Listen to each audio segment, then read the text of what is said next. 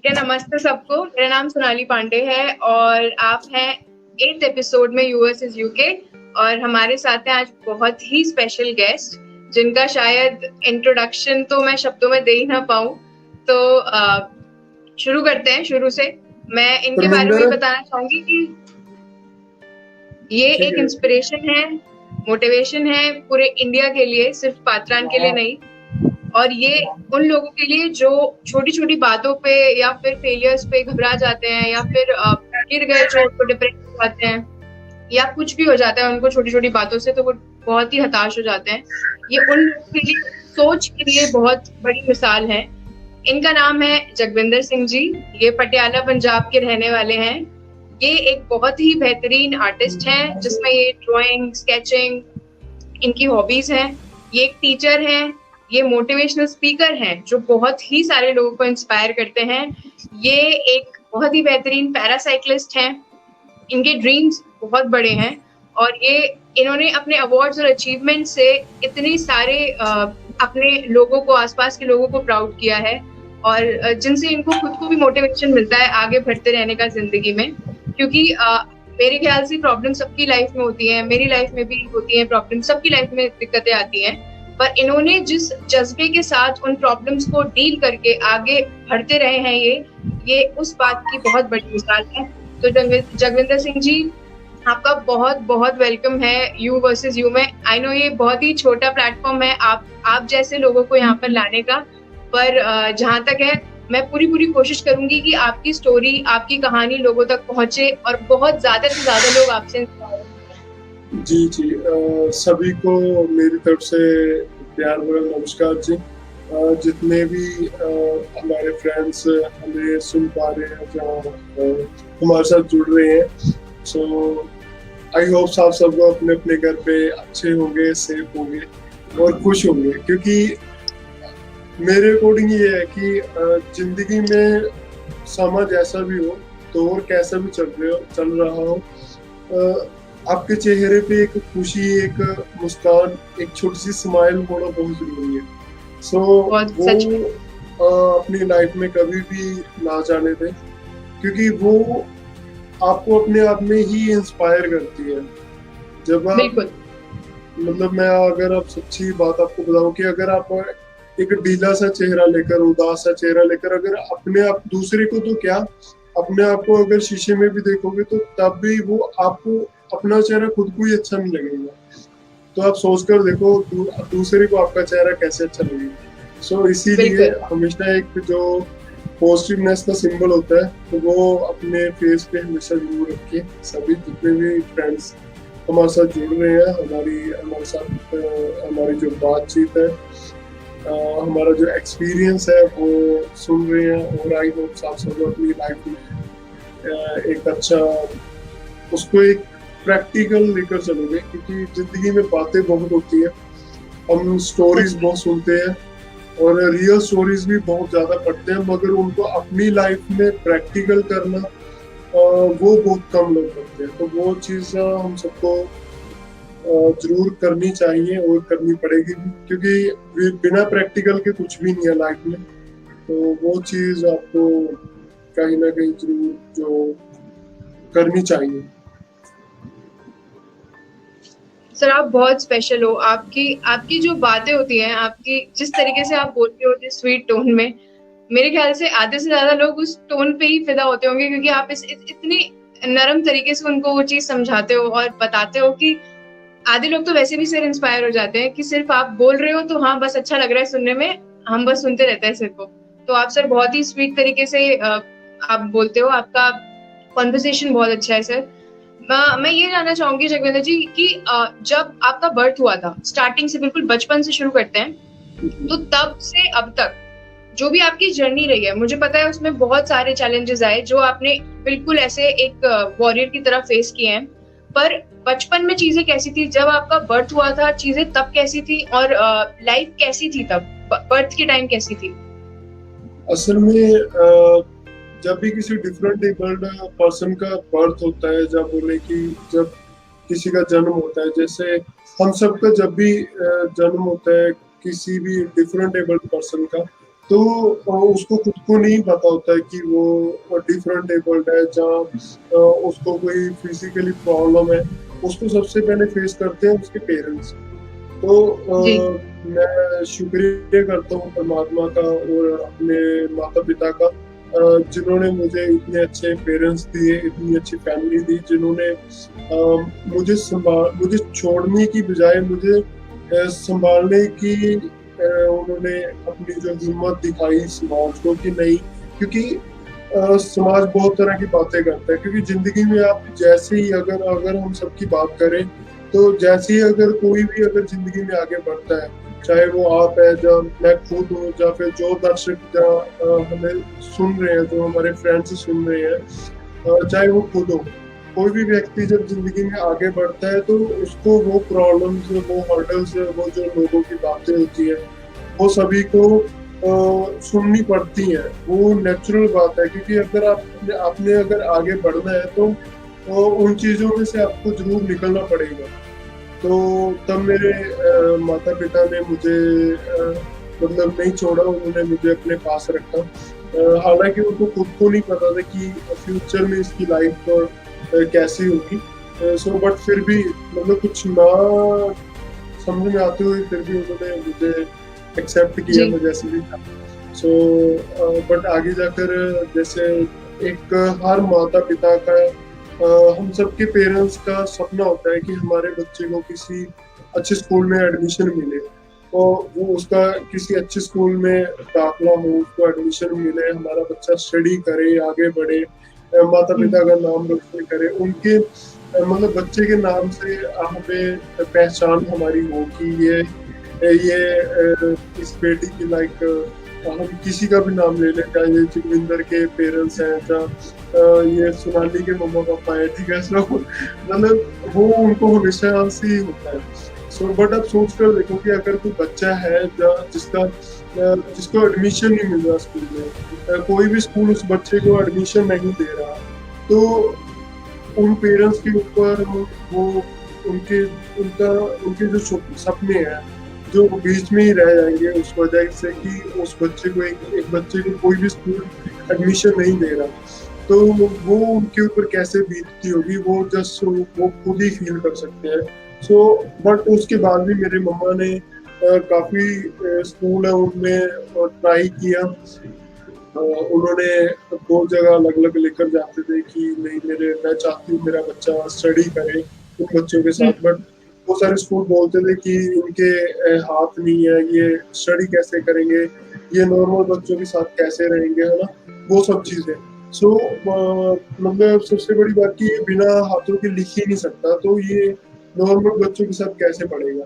तो वो मेरे माता पिता के सामने सबसे बड़ा और सबसे पहला अगर हर्डल बोले तो वो ये बना था मेरे ऊपर। तो मम्मा ने मुझे पैरों से लिखना सिखाया, तो जिनकी वजह से जब मेरे माता पिता के जो उन्होंने मेरे लिए स्ट्रगल किया, उनकी वजह से मैं आज आप सबके सामने हूँ, है ना, कि जो आप सबसे इतना प्यार मिलता है, इतनी ज्यादा बेस्ट विशेस मिलती है, तो ये सब उसी चीज की वजह से है। सो और बिना स्ट्रगल के कुछ भी नहीं, क्योंकि हम सबको पता है कि जब सूरज निकलता है तो उसको सब सलाम करते हैं। सो जो ढलते सूरज को कोई नहीं पूछता, है ना, तो वो चीज आपके हम सबके अंदर, मैं भी हम सबका एक हिस्सा हूँ, है ना, तो हम सबके अंदर वो चीज होनी बहुत जरूरी है। तो कई बार हमें क्या होता है कि हम अगर एक छोटा सा हर्डल क्रॉस कर जाते हैं, या फिर हम छोटी सी कोई अचीवमेंट छोटा सा अचीव कर लेते हैं, क्योंकि अचीवमेंट होती है, कोई बड़ी या छोटी नहीं होती। जैसे अभी आप कह रहे थे कि हमारा एक छोटा सा प्लेटफॉर्म है जैसे, तो मतलब वो चीज ऐसी नहीं होती। वो मेन चीज ये होती है कि आप चाहे ये मैटर नहीं करता कि आपके पीछे लोग कितने चल रहे हैं, या फिर आपको कितने फॉलो कर रहे हैं, या फिर आपको कितने लाइक मिल रहे हैं, कितने डिसलाइक मिल रहे हैं, ये सब चीजें मैटर नहीं करती। मैटर सिर्फ इतना करते हैं कि आपको प्यार करने वाले कितने हैं, वो चाहे 2 हो, 4 हो, 10 हो, 20 हो, 50 हो, 10,000 हो, वो चीज ज्यादा मैटर करती है। क्योंकि कई बार मैं खुद जैसे अपनी लाइफ में मतलब चल रहे हैं आगे, तो उसमें कई बार हो जाता है कि आप कोई पॉजिटिव चीज डालते हो, लाइक मैंने कई बार अपना जिम वर्क मतलब सोशल मीडिया पे मैं बहुत ज्यादा कम शेयर करता हूँ, तो हाँ। मतलब कुछ चीजें मेरा मन करता है कि नहीं शेयर करनी चाहिए, है ना। सो हम्म। जो आप जैसे व्यक्ति हैं जो प्यार करते हैं, जो कहते हैं कि नहीं आप इन चीजों को अगर शेयर करते हो तो उनसे हमारा जो हौसला बढ़ता है, तो उन चीजों को देखते हुए जब हम शेयर करते हैं तो कुछ लोग आपको डिसलाइक भी करते हैं। आई डोंट नो मतलब कि वो क्यों करते हैं ना, उसमें रीजन क्या होता है, और आई उन चीजों के ऊपर मैं ध्यान देना भी नहीं चाहता। हाँ, शुरू शुरू में कई बार ऐसा होता था कि भी लोग ऐसा क्यों कहते हैं, लाइक कुछ लोग आपको एक तर्स की निगाह से देखते हैं, जैसे तर्स हम कह लें कि जैसे एक सिंपथी टाइप है ना, कि बेचारे के हाथ नहीं है, बेचारा खाना कैसे खाता होगा, बेचारा कैसे करता होगा। लाइक कुछ लड़कियों को भी, मेरी खुद की 3 सिस्टर है, एक की मैरिज हो चुकी है, 2 सिस्टर मेरी अभी स्टडी कर रही है, तो जैसे लड़कियों को बोला जाता है कि नहीं नहीं ये लड़कियों का ये करने का काम नहीं है ना, हाँ। लड़कियां ऐसे हाँ। होती है ये वो, लाइक वो हमारे इधर ज्यादा होता है कि थोड़ा सिंपथी टाइप है ना। तो वो चीजें मुझे नहीं पता है ना कि वो लोग आपको ऐसा क्यों करते हैं, तो हम्म। उनकी उनकी सोच ऐसी क्यों है। मगर आप उनकी सोच नहीं बदल सकते, मगर अपना नजरिया तो बदल सकते हैं ना। तो आप बिल्कुल। कभी डिसलाइक वो चीजें कभी मत देखो।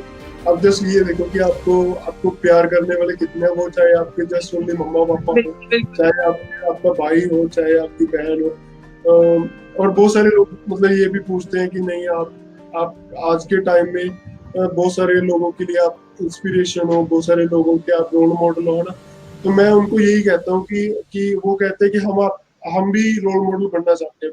मैं क्या, आप एक छोटा सा लाइफ में स्ट्रगल करो, मेहनत करो, आप भी किसी का रोल मॉडल बन सकते हो।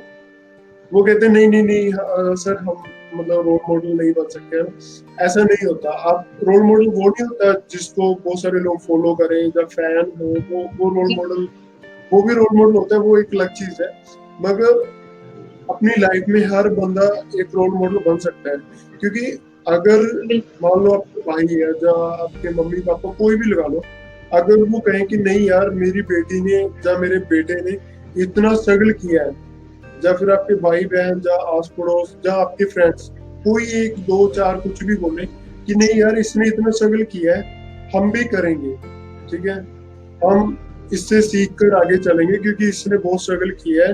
अगर मेरी फ्रेंड या मेरा दोस्त, मेरी बहन, मेरा भाई इतना स्ट्रगल कर सकता है तो हम क्यों नहीं कर सकते। अगर ये छोटी सी चीज आपने किसी के अंदर भी भर दी तो इसका सीधा सा मतलब ये है कि आप उसके रोल मॉडल हो। सो जी। ये चीज तब होती है जब आप स्ट्रगल करते हो, जब आप मेहनत करते हो। सो उसके बाद ही मुझे स्कूल में मेरे मम्मा काफी ज्यादा उन्होंने स्ट्रगल किया, मुझे पैरों से लिखना सिखाया। उसके बाद मुझे एक अच्छे स्कूल में एडमिशन मिला। एडमिशन मिलने के बाद फिर मेरी स्कूलिंग स्टार्ट हुई।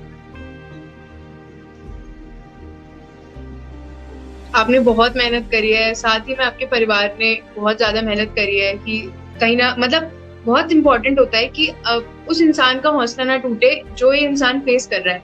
तो आपका वो हौसला हमेशा बनाए रखने में उनका बहुत बड़ा हाथ है पीछे, और कहीं ना कहीं उन्होंने बहुत ज्यादा सपोर्ट किया है कि आप डिप्रेस ना हो उस चीज को लेके कभी भी, और आप वैसा फील ना करो कि आप औरों की तरह नहीं हो, बिल्कुल भी ऐसा फील नहीं होने दिया। तो इस चीज के लिए उनका बहुत बड़ा रोल रहा है इस चीज में। तो सर जब स्कूल में आपने बताया कि स्कूल में आपने फिर जब आपने पैरों से लिखना स्टार्ट किया तब आपको स्कूल में एडमिशन मिला। तो जैसे हम सबके स्कूल में फ्रेंड्स होते हैं बचपन में, तो जैसे वैसे भी हम लोग के जैसे जो स्कूल का ग्रुप होता है वही दोस्त लोगों का ग्रुप होता है हम लोग का। तो आपका जो सर्कल था, जो दोस्त लोगों का सर्कल जो होता है वो स्कूल में था या फिर बाहर था स्कूल से, या फिर उन लोगों का आपकी तरफ बर्ताव क्या था जो स्कूल के दोस्त थे आपके? हाँ जी, मतलब जैसे ही हमारा जितना भी फ्रेंड सर्कल होता है तो उसके हिसाब से आपके सभी फ्रेंड्स अच्छे नहीं होते हैं ना, सभी फ्रेंड्स आपके बुरे भी नहीं होते।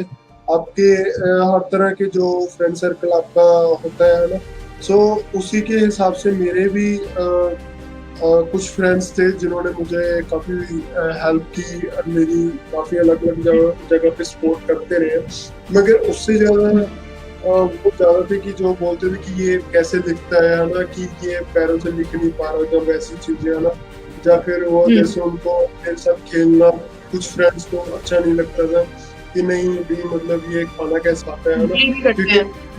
क्योंकि वो चीज़ें अगर आप जिंदगी में चल रहे हो ना, तो वो चीजें आपके साथ साथ चलती रहती है। मुझे लगता है कि आपकी लाइफ में और मेरी लाइफ में जस्ट इतना फर्क है कि हो सकता है कि मेरी लाइफ में हर्डल्स प्रॉब्लम्स ज्यादा रही हो, आपकी भी लाइफ में ज्यादा है। थोड़ा कम हो। तो हम्म। मगर ऐसा कभी नहीं होता है कि किसी की लाइफ में कोई भी प्रॉब्लम ना हो, ऐसा कभी नहीं होता। हर किसी की लाइफ में प्रॉब्लम्स होती हैं, जरूर होती हैं। हाँ, उसकी लाइफ में प्रॉब्लम्स नहीं होती जो लाइफ में आगे नहीं बढ़ते। हम्म। क्योंकि बिल्कुल। ये ये एक कह लें कि ये कुदरत है, ये नेचर है। क्योंकि अगर आप चलोगे तो आप गिरोगे भी, ठीक है। तो गिरने के बाद अगर आप सोचते हो कि आपको कोई उठाने वाला आएगा, तो फिर शायद आप दूसरों से बहुत पीछे रह जाओगे। तो शायद यही चीज मेरी लाइफ में उस परमात्मा की कृपा से, आप सबकी दुआओं से नहीं थी। सो उसकी चीज उन सब चीजों के होते हुए, जैसे मैं थर्ड फोर्थ फिफ्थ क्लास में आगे आगे चलता गया, तो मेरे पापा फैशन बुटीक का काम करते हैं। वो उनका एक बुटीक है, अपनी शॉप है उनकी। तो वो जैसे डिजाइन बनाते थे फ्लावर्स के कपड़े के ऊपर, और अलग अलग चीजें जैसे वो डिजाइन करते थे मशीन के साथ। तो उनको देख के मुझे शौक पड़ा ड्राइंग पेंटिंग का। क्योंकि जो बच्चा लिख सकता है, लाइंस लगा सकता है, वो उन्हीं चीजों से एक ड्राइंग शुरू होती है। सो उसके बाद फिर मैंने थोड़ा थोड़ा ड्राइंग पेंटिंग करना स्टार्ट किया। तो फिर चलते चलते मैंने जैसे फिफ्थ क्लास में फर्स्ट कंपटीशन था। मैं यहाँ पे सभी को कहना चाहूंगा कि कई बार क्या होता है कि हमें लगता है कि हमें इग्नोर किया जा रहा है, ठीक है, हम्म। हमें वो चांस नहीं मिल रहा, तो हमारी लाइफ बेकार है। ऐसा कभी नहीं होता। जब आप लाइफ में मेहनत करके स्ट्रगल करके आगे बढ़ते हो, तो जिंदगी आपको एक चांस जरूर देती है आपको आगे बढ़ने के लिए।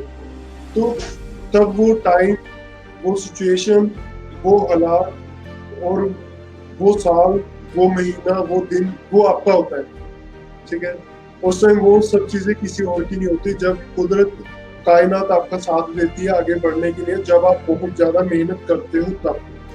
तो वही चीज हुई फिफ्थ क्लास में। कोई भी नहीं चाहता था कि मतलब मैं ड्राइंग कंपटीशन में पार्टिसिपेट करूं, या फिर मैं कंपटीशन में जाऊं, क्योंकि सबको ऐसा था कि शायद पता नहीं पोजीशन आएगी या नहीं आएगी। बट फिफ्थ क्लास में ऐसा हुआ कि मतलब कोई भी पार्टिसिपेट करने वाला ही नहीं था। सो टीचर्स को एज ए फॉर्मेलिटी कह लो, जो एज ए बोल लगा लो, कि उनको लेके जाना पड़ा कि फिफ्थ क्लास में एक ही बच्चा है ड्राइंग पेंटिंग करने वाला, तो इसको ले जाते हैं। और किसी को भी नहीं पता था कि मेरी जो जोन का कंपटीशन है उसमें फर्स्ट पोजीशन आएगी। मतलब मेरे पापा ने मुझे उसकी प्रैक्टिस करवाई कि ऐसे कलर करना है, ऐसे ट्री बनेगा, ऐसे हाइट का हट बनानी है, ऐसे इसका डोर बनेगा, ऐसे छोटा छोटा ग्रास बना देना, फिर ऐसे अच्छे से कलर करना, वो सब चीजें है ना। तो बड़े प्यार से उन्होंने मुझे गाइड किया। मेरे पापा ने एज ए टीचर मुझे बहुत अच्छा गाइड किया उस चीज में। तो जोन में फर्स्ट पोजीशन आने के बाद मैंने रेगुलरली 4 बार जोन टॉप किया, 3 बार डिस्ट्रिक्ट टॉप किया, 3 पोजीशन से मेरी स्टेट में थी, फर्स्ट सेकंड थर्ड। अरे वाह। थर्ड पोजीशन आने का मैं एक रीजन जरूर शेयर करना चाहूँ, क्योंकि स्टेप बाय स्टेप जैसे आप सक्सेसफुल होते जाते हो, आपको कहीं ना कहीं इजी लगने लग जाता है कि नहीं यार ये तो बहुत आसान है ना। मगर जैसे ही मेरा स्टेट में थर्ड पोजीशन आया, तो मुझे बड़ा फील हुआ कि यार फर्स्ट आते आते ये क्या हुआ, मतलब ऐसे एकदम से थर्ड पोजीशन आना। तो वो जब चीजें आपको फील होने लग जाए, फिर आप दोबारा से बहुत अच्छी मेहनत करते हो। तो दोबारा से मैंने की, मेरी नेशनल के लिए सिलेक्शन हुई। तो नेशनल के लिए मैंने बिल्कुल नहीं सोचा कि यार अभी ये जस्ट एक कंपटीशन है, नथिंग। मतलब अगर आप एक एग्जाम को एक एग्जाम की तरह लेके चलोगे, तो हो सकता है आप कहीं ना कहीं क्वेश्चन पेपर जैसे ही आपके हाथ में आएगा, आप हो सकता है आप नर्वस हो सकते हो, ठीक है। ये भी हो सकता है कि जो कुछ आप एक साल में कल परसों जितना भी पढ़ के आए हो, वो सब खत्म हो जाए। क्योंकि जी। आप एक एग्जाम को स्ट्रेस लेकर चल रहे हो कि यार पता नहीं क्या होगा। तो उस एग्जाम को जैसे एक ऐसे लेके चलो कि कल का एक टेस्ट है, ठीक है। मैंने अपनी जिंदगी में जितना कुछ भी सीखा है, या जितना भी मेरा एक्सपीरियंस है, मैंने अच्छे ढंग से इसको अटेम्प्ट करना है बस। इसके अलावा आपके दिमाग में कोई सेकंड बात होनी ही नहीं चाहिए, चाहे वो कंपटीशन है, चाहे वो आपका एग्जाम है, चाहे आपकी वो लाइफ है, चाहे कुछ भी है। लाइक चाहे वो कोई इंसान शॉप चला रहा है, चाहे कोई बंदा जॉब कर रहा है, कुछ भी कर रहा है, आपका जस्ट एक ही एम होना चाहिए कि मैंने बस अपना 100% देना है।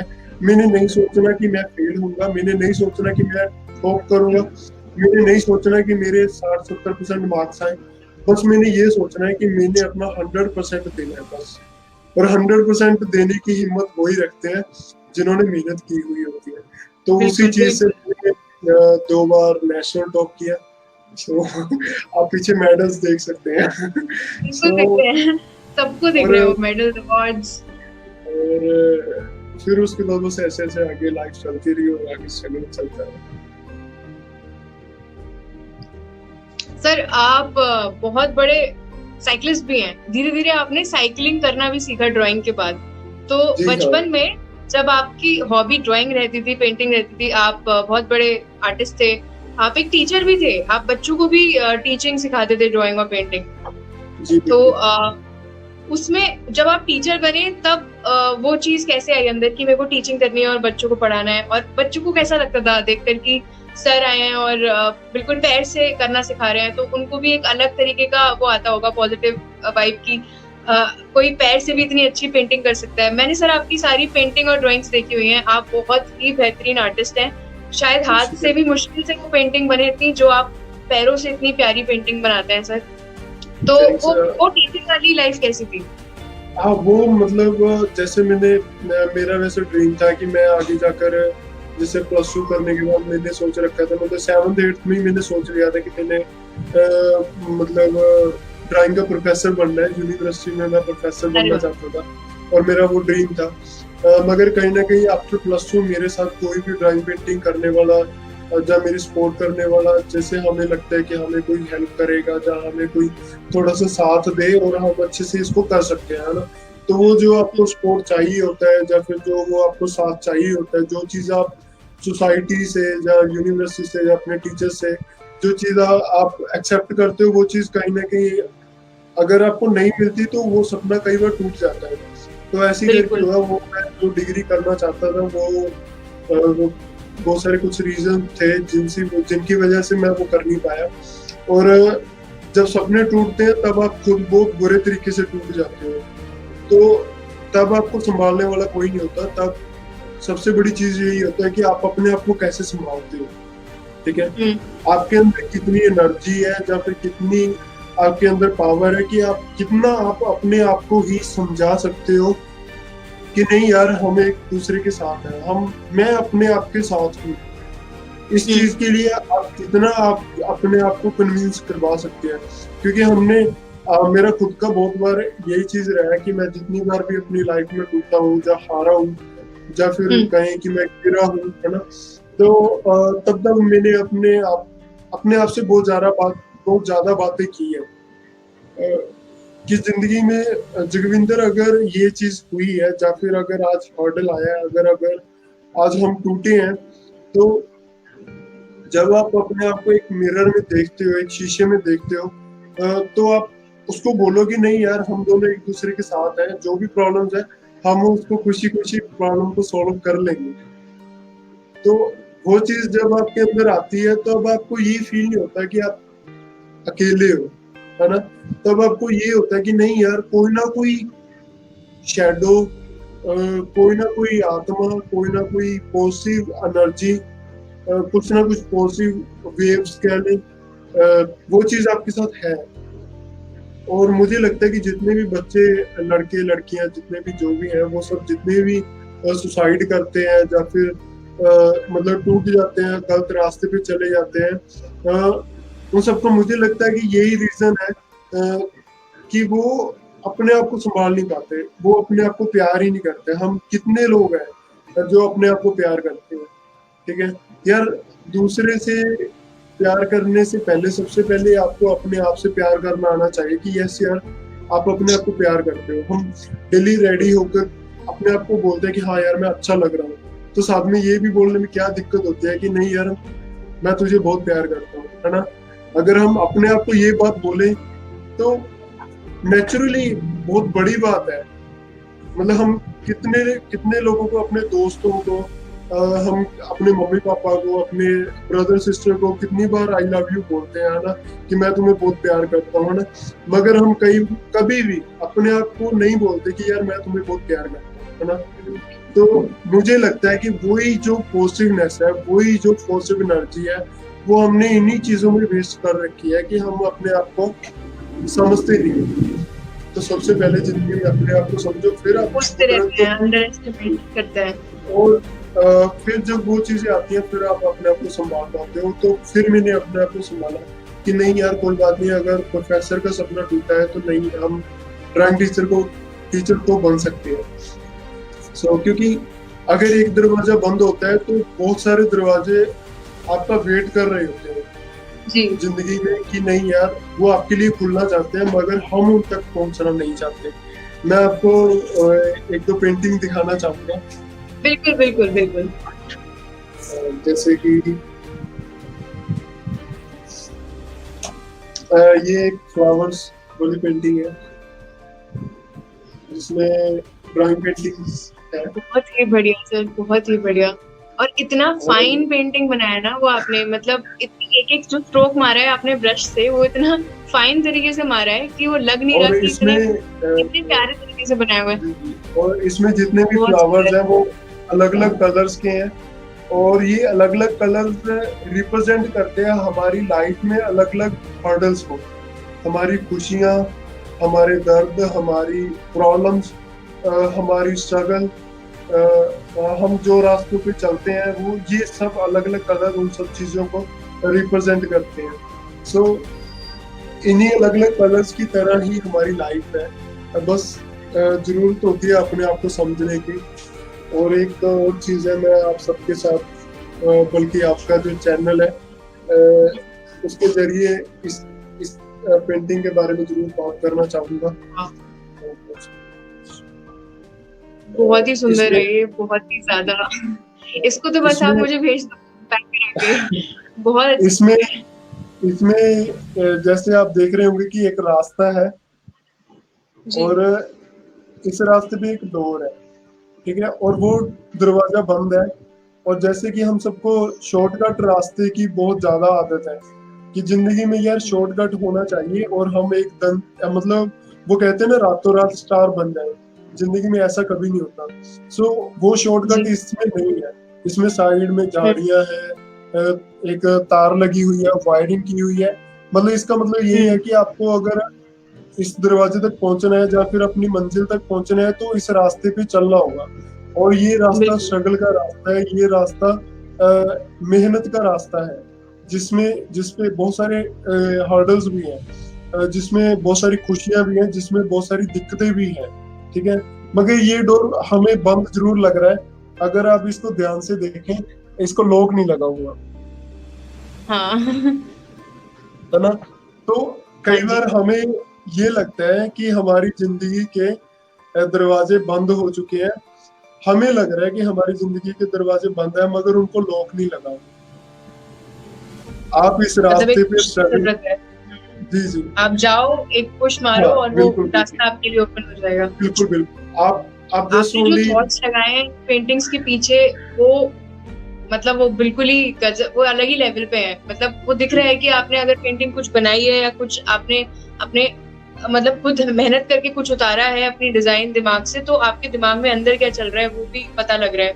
तो बहुत ही इमेजिनेटिव थॉट्स है सर।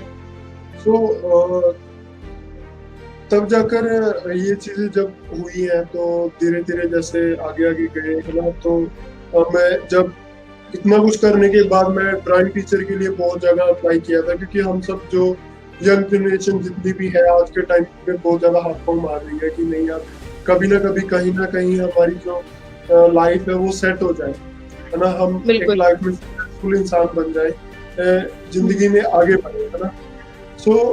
वो चीज करते करते मतलब मुझे भी ये था कि यार लाइफ में इतना कुछ किया है, कोई ना कोई स्कूल मुझे ड्राइंग टीचर रखनी है ना। मगर हम सब जितने भी हैं वो इंटरव्यू देने जाते हैं, बहुत जगह रिजेक्ट कर दिया जाता है। बहुत सारे लोग बोलते हैं कि नहीं यार, बिना हाथों के तुम बच्चों को ड्राइंग कैसे करवाओगे, बिना हाथों के बच्चों को पढ़ाओगे कैसे, बच्चे तुम्हारे साथ कैसे, वो कहते हैं कि कैसे मिलेंगे तुम्हारे साथ, है ना, क्योंकि उनको तो नॉर्मल टीचर की आदत पड़ी हुई होती है, उन्होंने कभी डिफरेंट टीचर को फेस नहीं किया होता, तो ये सब चीजें कैसे करोगे, नहीं हो सकता। आप एक ड्राइंग टीचर नहीं बन सकते, है ना, बिना अपना टेस्ट लिए, बिना आपको मतलब चांस दिए आपको रिजेक्ट कर दिया जाता है। और जब आप जिंदगी में बहुत ज्यादा कुछ करते हो फिर भी आपको स्टेप बाय स्टेप आप जहाँ भी इंटरव्यू देने जाते हो, जो भी आप टेस्ट देने जाते हो, आप फेल हो जाते हो, आपको रिजेक्ट कर दिया जाता है। आप स्टेप बाय स्टेप जितनी बार आप फिर दोबारा सोचते हो कि नहीं यार, मैंने दोबारा फिर से मेहनत करनी है, मैंने दोबारा फिर से इंटरव्यू देना है, ठीक है। कोई आपको रिजेक्ट कर दे, ना रखे ना रखे, आपको फर्ज बनता है कि आपके पास जो एक्सपीरियंस है आप लोगों के साथ आप मतलब शेयर करें। आप जो इंटरव्यू देने जा रहे हैं वो जरूर दें, जो भी लाइफ में कर रहे हैं वो जरूर करें, क्योंकि हमारा फर्ज ये है। हमें परमात्मा ने अगर जिंदगी दी है तो वो रुकने के लिए नहीं दी, हमें घर बैठने के लिए नहीं, हमें इसलिए नहीं दी कि तुम घर बैठ के रो और अपने फ्रेंड सर्कल को बोलो कि मेरे पास ये चीज नहीं है, मैं मेरे पास ये नहीं है, तुम तो बहुत ज्यादा खुश है जिंदगी में, मुझे परमात्मा ने ये नहीं दिया वो नहीं दिया, मतलब घर बैठ कर रोने के लिए लाइफ नहीं मिली है, ठीक है। हमें जिंदगी मिली है स्ट्रगल करने के लिए, हमें जिंदगी मिली है खुद मुस्कुराना और दूसरे को मुस्कान देना, ठीक है। अगर जिंदगी में बुरे तरीके से टूटे हुए हो फिर भी आप मुस्कुरा रहे हो तो जिंदगी दूसरे को सिखा रहे हो, सामने वाले को दिखाई जिंदगी ऐसी नहीं होती, जिंदगी ऐसी भी होती है, जिंदगी को हंस के जीना सीखो, ठीक है। तो वही चीजें जब आप लाइफ में करते हो तो फिर आपके जो कहते हैं ना सक्सेस, जो स्ट्रगल आप करके आगे बढ़ते हो, तो वो जो मंजिल होती है वो आपके पाँव को चूमने के लिए बेताब होती है। बस आप कभी मत टूटो, आप कभी मत थको, आप कभी मत टूटो, अब बस हमेशा यार आगे चलते जाओ, कुछ ना कुछ तो हाथ लगेगा। so, चाहे कुछ भी हो, मतलब मेरा लाइफ एक्सपीरियंस यही रहा है कि आप बस कभी ना रुको, कभी ना रुको, आप हमेशा चलते रहो। सो उसके बाद मैंने बहुत सारे स्कूलों में ट्राई किया, और फिर चलते चलते मैंने बहुत बार सोचा है कि नहीं यार अब तो जिंदगी खत्म हो गई है, जैसे इस दरवाजे की तरह कि जिंदगी के सब दरवाजे बंद हो चुके हैं। मैंने बहुत बहुत बहुत ज्यादा मेहनत कर चुका हूँ, मैंने बहुत ज्यादा स्ट्रगल भी किया है, मैंने बहुत ज्यादा इंटरव्यू भी दिए हैं, मगर मैं फेल होता जा रहा हूँ। तो मेरी जिंदगी का कोई भी मायना नहीं है, लोगों को मेरी जिंदगी की कोई वैल्यू नहीं है, मेरी लाइफ की इस दुनिया में कोई वैल्यू नहीं है, मेरे स्ट्रगल की, मेरे मेडल्स की कोई वैल्यू नहीं है, मेरे ड्राइंग की कोई वैल्यू नहीं है। मुझे ये सब चीजें लगने लगी थी और लास्ट टाइम पे मुझे ये था कि अब जिंदगी को खत्म कर लेना ही बेटर है, इसके अलावा मेरे पास और कोई ऑप्शन नहीं है। बट एक टाइम पे जैसे मेरा परमात्मा के ऊपर बहुत ज्यादा विश्वास है, क्योंकि मैं डेली अपने आप से बातें बहुत करता हूँ। तो वो चीज मुझे अपने आप से बहुत अच्छी लगती है। सो जब मैंने ये चीज सोची थी कि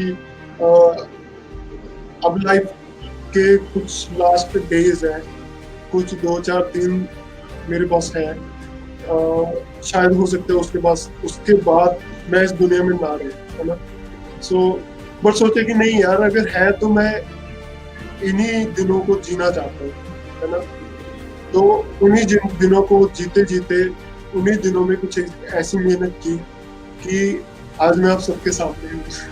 सो फिर मुझे नानक सर अकेडमी में ड्राइंग टीचर की जॉब मिली, CBSE स्कूल है, वहाँ पे मैंने 1.5 साल तक टीच करवाया। फिर मैंने साइकिलिंग में बहुत सारा आगे जाकर स्ट्रगल किया और मेरा आज एक अच्छा एक्सपीरियंस है। वो सब चीज़ें इसी वजह से हैं, और मैंने सुसाइड नहीं किया, मैंने कभी हार नहीं मानी, मैंने कभी ये नहीं सोचा कि कुछ लोग, बहुत सारे लोग घर पे इंटरव्यू लेने आते हैं, वो बोलते हैं कि यार आपको कैसा लगता है कि आप 28 से 29 साल की एज में लोगों को मोटिवेट करते हो, आपसे लोग जीना सीखते हैं, आपको कैसा लगता है कि आप बहुत जल्दी ये सब चीजें कर गए हैं, आप बहुत शॉर्ट टाइम में इतना कुछ कर चुके हैं, आपको कैसा लगता है। मैं उन सबको इंटरव्यू लेने वालों को यही कहता हूँ कि सर आपको लगता है कि ये सब चीजें बहुत कम टाइम में हो चुकी हैं, मगर मुझे पता है कि उन सब चीजों के पीछे कितनी रातें मैंने कैसे बिताई है, कैसे कैसे हर्डल्स मैंने कैसे क्रॉस किए हैं, वो सब मुझे पता है, जब फिर मेरे परमात्मा को पता है। ठीक है, सो मैं अभी इमोशनल नहीं होना चाहता। अरे नहीं, मैं सॉरी बोल रही हूँ, मैं मुझ पे रहा नहीं जाता, मतलब नॉट इमोशनल बट मतलब एक ऐसा इंसान जो इतने लोगों को पॉजिटिव करता है, वो मतलब आप इस हद तक पहुंच गए थे कि आप ये बोल रहे हो कि मैं सुसाइड करना चाहता था। और ये सर, आप कभी ये थॉट दिमाग में लाना भी मत, क्योंकि पता नहीं अब मैं बोल नहीं पाऊंगी कुछ, पर आप ये थॉट दिमाग में कभी मत लाना सर, कभी भी नहीं। अभी आपके क्या पीछे फिर बहुत बड़ी आर्मी है, उसके बाद आपके पीछे बहुत सारे लोग हैं, परिवार है, पूरा इंडिया है, हम लोग हैं, सब आपके साथ हैं और सब बहुत प्राउड फील करते हैं आपके साथ रह के, क्योंकि आप बहुत लोगों को इंस्पायर करते हो सर। आप बहुत लोगों को आगे बढ़ने की चीजें, उनको उनके अंदर वो चीज भरते हो आप खुद से, कि आप ये चीज आप कभी मत सोचना सर, कभी जिंदगी में मत सोचना।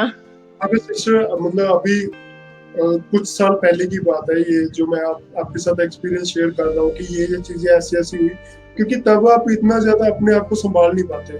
आप सोच कर देखो कि जो लोगों ने बोला आपको, क्योंकि मुझे पता है आपको भी जिंदगी में बहुत सारी बातें ऐसी सुनने को मिली होगी कि बेटा तू रहने दे, तेरे लिए ये काम नहीं है, तू ये नहीं कर सकती है ना, जहाँ फिर नहीं कर सकता है ना। मगर अब फिर भी आप अपने आप को वो चीज करने के लिए करें कि नहीं यार मैं क्यों नहीं कर सकता, या फिर मैं क्यों नहीं कर सकती, मैंने इनको करके दिखाना है। वो चीज जो लोग आपको बोलते हैं कि आप नहीं कर सकते, फिर भी आप वो चीज उनको करके दिखाते हो, और वो चीज करने के बाद फिर भी लोग आपको बोले कि नहीं यार तुम इस चीज के लिए मतलब नहीं बने हो, या फिर अभी भी तुम ये चीज नहीं कर सकते, तो फिर आप क्या करोगे। तो तब वो टाइम ऐसा था, मगर आज टाइम कुछ और है ना। सो क्योंकि उसके बाद मैंने साइकिलिंग भी की है, तो काफी चीजें ऐसे चली है।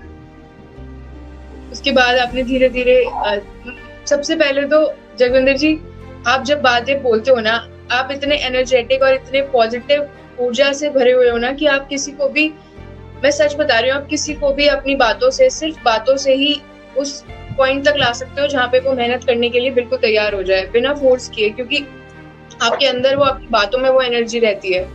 तो आप ऐसे ही रहो, आपको सुनने में बहुत अच्छा लगता है, और आप प्लीज ऐसे ही रहो। आप प्लीज थोड़ा सा भी आप मत डिप्रेस हो सर, बिल्कुल भी मत हो। नहीं नहीं, अभी तो ऐसा कुछ भी नहीं है। सो अभी तो वो जितनी भी चीजें हैं वो मैं बहुत ज्यादा पीछे छोड़ चुका हूँ, बहुत ज्यादा पीछे छोड़कर आगे बढ़ चुका हूँ, क्योंकि वो सब चीजें अब मुझे छोटी छोटी लगती है। क्योंकि जब मैंने साइकिलिंग शुरू की है, क्योंकि हम सबको होता था कि यार हमारा जितना भी फ्रेंड सर्कल है वो सब स्कूल आते जाते हैं, मैं साइकिल क्यों नहीं चला सकता, है ना। तो मुझे कोई भी साइकिल नहीं चलाना चाहता था, क्योंकि सबको यही लगता था कि बिना हाथों की साइकिल नहीं चलाया जा सकता। ठीक है, बिना हाथों के हैंडल कैसे पकड़ेगा, बिना हाथों के ब्रेक कैसे लगाएगा, वो सब चीजें है ना। बट मुझे लगता था कि नहीं यार मैं कर सकता हूँ। ऐसी चीजें आपको क्यों लगती है, जबकि आपको भी पता है कि नहीं यार मैं वाकई में साइकिल नहीं चला सकता, बट फिर भी आपको क्यों लगता है कि तुम नहीं यार मैं कर सकता हूँ। ये दोनों चीजें बहुत बहुत ज्यादा अलग है। मैं हमेशा चाहूंगा कि आप इन चीजों को हमेशा टेस्ट करें। ठीक है, जब आपका एक एनर्जी लेवल बिल्कुल खत्म हो जाता है ना, आपको लगता है कि यार बस अब मैं बहुत ज्यादा थक चुका हूँ, अब मैं और नहीं चल सकता, या फिर मैं और ज्यादा नहीं पढ़ सकता, या फिर मैं और ज्यादा मेहनत नहीं कर सकता, या फिर मैं और ज्यादा ऑफिस वर्क नहीं कर सकता। जब आपका बिल्कुल लास्ट लेवल आ जाता है ना एनर्जी खत्म होने का, तब जाकर जो आपकी असली पावर है वो काम करना शुरू करती है। और मैंने एक बार ऐसी जब मैंने साइकिल चलाना सीखा है, तो उसके बाद बहुत सारी मेरे एक्सीडेंट भी हुए हैं, जिसमें मेरी 2-3 में मेरी खुद की गलती थी। बट उसमें से जितने भी 14-15 एक्सीडेंट हुए हैं, वो सब में चाहे कोई बस वाला आपको ठोकर चला गया, कार वाला, बाइक वाला वो आपको ठोकर चला जाता है, वो पीछे मुड़ के ये भी नहीं देखते कि यार डिफरेंट एबल्ड बंदा था, कम से कम उसको उठाकर तो देखते कि वो ठीक भी है या नहीं। ठीक है, तब आप फिर भी आप खुद खड़े होते हो, आपके घुटने पे लहू निकल रहा है, आपकी आर्म से छिल चुकी है, आपकी साइकिल खराब हो चुकी है, फिर भी आप अपनी साइकिल अपने आप को खड़ा करते हो, अपनी साइकिल को अपने कंधे पे उठाते हो, फिर भी आप चलकर अपने घर तक पहुंचते हो। तो वो चीज वो चीज सुनने में बहुत छोटी लगती है कि हाँ यार एक बंदा गिरा, उसको बहुत सारी प्रॉब्लम आ रही है, उसके उसकी लात पाँव पाँव सब जगह चोटें लगी हुई है, फिर भी वो बंदा अपनी साइकिल उठाकर घर पर पहुंच गया। ये सुनने में बहुत इजी और बहुत छोटा सा लगता है, मगर जो बंदा इस चीज को प्रैक्टिकली, जो बंदा इस चीज में से निकलता है उसको ज्यादा पता होता है। ठीक है, जो बंदा लाइफ में कभी ना कभी टूटा होगा और खड़ा हुआ होगा, फिर वो मुस्कुराकर बोला होगा कि नहीं यार मैंने अपनी मंजिल पे पहुंचना है, उसको इस चीज का एहसास जरूर होगा कि हाँ यार ये चीज ऐसी होती है। तो ये सब चीजें होने के बाद अभी तक मैंने दो तीन बार इंटरनेशनल क्वालिफाई कर चुका हूँ। मैंने 212 किलोमीटर, 208 किलोमीटर, 300 किलोमीटर में भी टॉप किया है। मैंने अपनी लाइफ में सबसे ज्यादा लॉन्ग साइकिल मैंने जस्ट ओनली 240 किलोमीटर साइकिल चलाया हुआ था। ठीक है, और 140 किलोमीटर साइकिल चलाने वाला बंदा अगर सोचे कि नहीं यार मैंने 300 किलोमीटर साइकिल, ब्रेवे राइड होती है उसमें, ब्रेवे राइड उसका नाम दिया जाता है कि वो बंदा ब्रेव होता है, बहादुर होता है जो 300 किलोमीटर की ब्रेवेस को कंप्लीट करता है। सो मैंने सोचा कि नहीं यार फिर क्या हुआ, मैं 300 किलोमीटर में पार्टिसिपेट करूंगा, है ना। मैंने फॉर्म वगैरह भर दिया, मगर जिस दिन मैंने फॉर्म भरा मैं उस दिन रात को सोचता है कि यार मैंने आज तक लाइफ में सबसे ज्यादा लॉन्ग डिस्टेंस 3-4 साल में 140 किलोमीटर से 1 किलोमीटर भी ज्यादा नहीं चलाया, तो 300 किलोमीटर कैसे कंप्लीट हुआ। और हैरानगी की बात ये है कि 2 हफ्ते के बाद ही 300 किलोमीटर होने वाला था। तो 2 हफ्ते में आप डबल एनर्जी कहाँ से लेकर आओगे। ठीक है, तो 2 हफ्ते जितनी मैंने ट्रेनिंग की, मेरा लेवल 140 से लेकर मेरा 210 तक 220 तक पहुंच गया था। 2 हफ्ते में मैंने अपने आप को इतना ज्यादा मतलब कर लिया था कि यार 220 किलोमीटर साइकिल में चला सकता हूँ, मगर 300 किलोमीटर कैसे चलेगा, है ना। फिर मैंने नहीं यार कि छोड़ो, मैं ऐसा करता हूँ कि यार कोई एक्सक्यूज बना लेता हूँ कि यार मेरे पैर पे चोट लगी, मैं पार्टिसिपेट नहीं कर सकता। तो फिर मैंने सोचा कि यार जब डेली रेडी होकर अपने आप को अगर शीशे के सामने देखेगा तो फिर तुम्हें फील होगा कि तू डरपोक बंदा है, तूने पार्टिसिपेट नहीं किया। ठीक है, तू 300 किलोमीटर से डर गया, तू जिंदगी में और आगे कैसे बढ़ेगा, तू 300 किलोमीटर से डर गया। ठीक है, ठीक है, तू एक बार पार्टिसिपेट कर, अगर 50 किलोमीटर चला सका तो बहुत बड़ी बात है। कम से कम ये तो होगा कि मैंने 300 किलोमीटर में पार्टिसिपेट किया हुआ है। ठीक है, ठीक है, मैंने छोड़ दिया, मैंने 100 चलाकर छोड़ दिया, 200 चलाकर छोड़ दिया, मगर मैंने पार्टिसिपेट किया है, ये मैं अपने आप को बोल सकता हूँ और मुझे अपने आप पे इस चीज पे प्राउड फील होगा। बट चलो जो चीजें भी थी, मैंने परमात्मा के आगे प्रे की और मैंने जगविंदर सिंह से बात की कि कल हम 300 किलोमीटर दोनों साथ मिलकर चलाएंगे। ठीक है, एक तू है और एक मैं हूँ। ठीक है, हम दोनों जब मिलकर चलाएंगे तो 11 लोगों की एनर्जी रखेंगे अपने अंदर। ठीक है, और 11 लोगों की एनर्जी बहुत ज्यादा होती है, क्योंकि एक और एक 2 नहीं होते, एक और एक 11 होते हैं। ठीक है, सो 11 लोग मिलकर 300 किलोमीटर कंप्लीट कर सकते हैं, तो हम भी करेंगे। ठीक है, तो उस चीज जैसे हमारी स्टार्टिंग हुई और उसमें 19.5 घंटे का टाइम था, 19 घंटे 30 मिनट का टाइम था उसको कंप्लीट करने का। अगर उसके बाद कोई भी बंदा इससे ज्यादा टाइम लेता तो उसको डिस्क्वालीफाई कर दिया जाता है, चाहे वो उसने कंप्लीट कर दिया। तो मैंने जैसे ही वो पूरा कंप्लीट करके मैंने 15 घंटे 30 मिनट लिए थे, कुछ 30 मिनट 38 मिनट 38 मिनट कुछ ऐसा था, मतलब कुछ ऐसी कंप्लीट करके वहां पे पहुंचा। तो मुझे ये था कि यार यहाँ पे तो कोई भी वॉलंटियर नहीं है, मतलब वॉलंटियर 1-2 रह गए। मैं क्या यार मतलब मैं सबसे ज्यादा पीछे पहुंचा हूँ ना, तो वो सब क्लैप कर रहे हैं जैसे फिनिशिंग लाइन मैंने कंप्लीट की, मतलब वो 300 किलोमीटर मैंने कंप्लीट कर दिया। मुझे इस बात पे बहुत ज्यादा प्राउड फील हो रहा था कि यार मैंने 300 किलोमीटर कंप्लीट कर दिया है। और मगर इस बात का अफसोस था कि मैंने सबसे पीछे किया, सबसे लास्ट में आकर मैंने वो 300 किलोमीटर कंप्लीट किया, और वो सब लोग क्लैप कर रहे हैं, वो सब जो चेयर्स पे बैठे हुए थे वो भी खड़े हो गए, वो सब आगे आ गए कि यार जगविंदर ने 300 किलोमीटर ब्रेव रेस कंप्लीट कर दी है, इतना टाइम लिया है। और मुझे लगा कि वो सब मेरा हौसला बढ़ा रहे हैं, वो सब मुझे शाबाश दे रहे हैं कि यार चलो तूने कंप्लीट किया।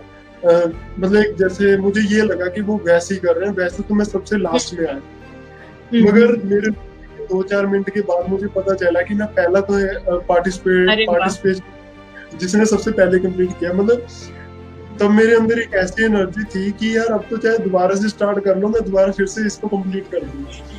क्योंकि एक जगविंदर सिंह ये बोल रहा था कि शायद मैं 300 किलोमीटर चलो नहीं करता, पैर में चोट लगा लेता हूँ।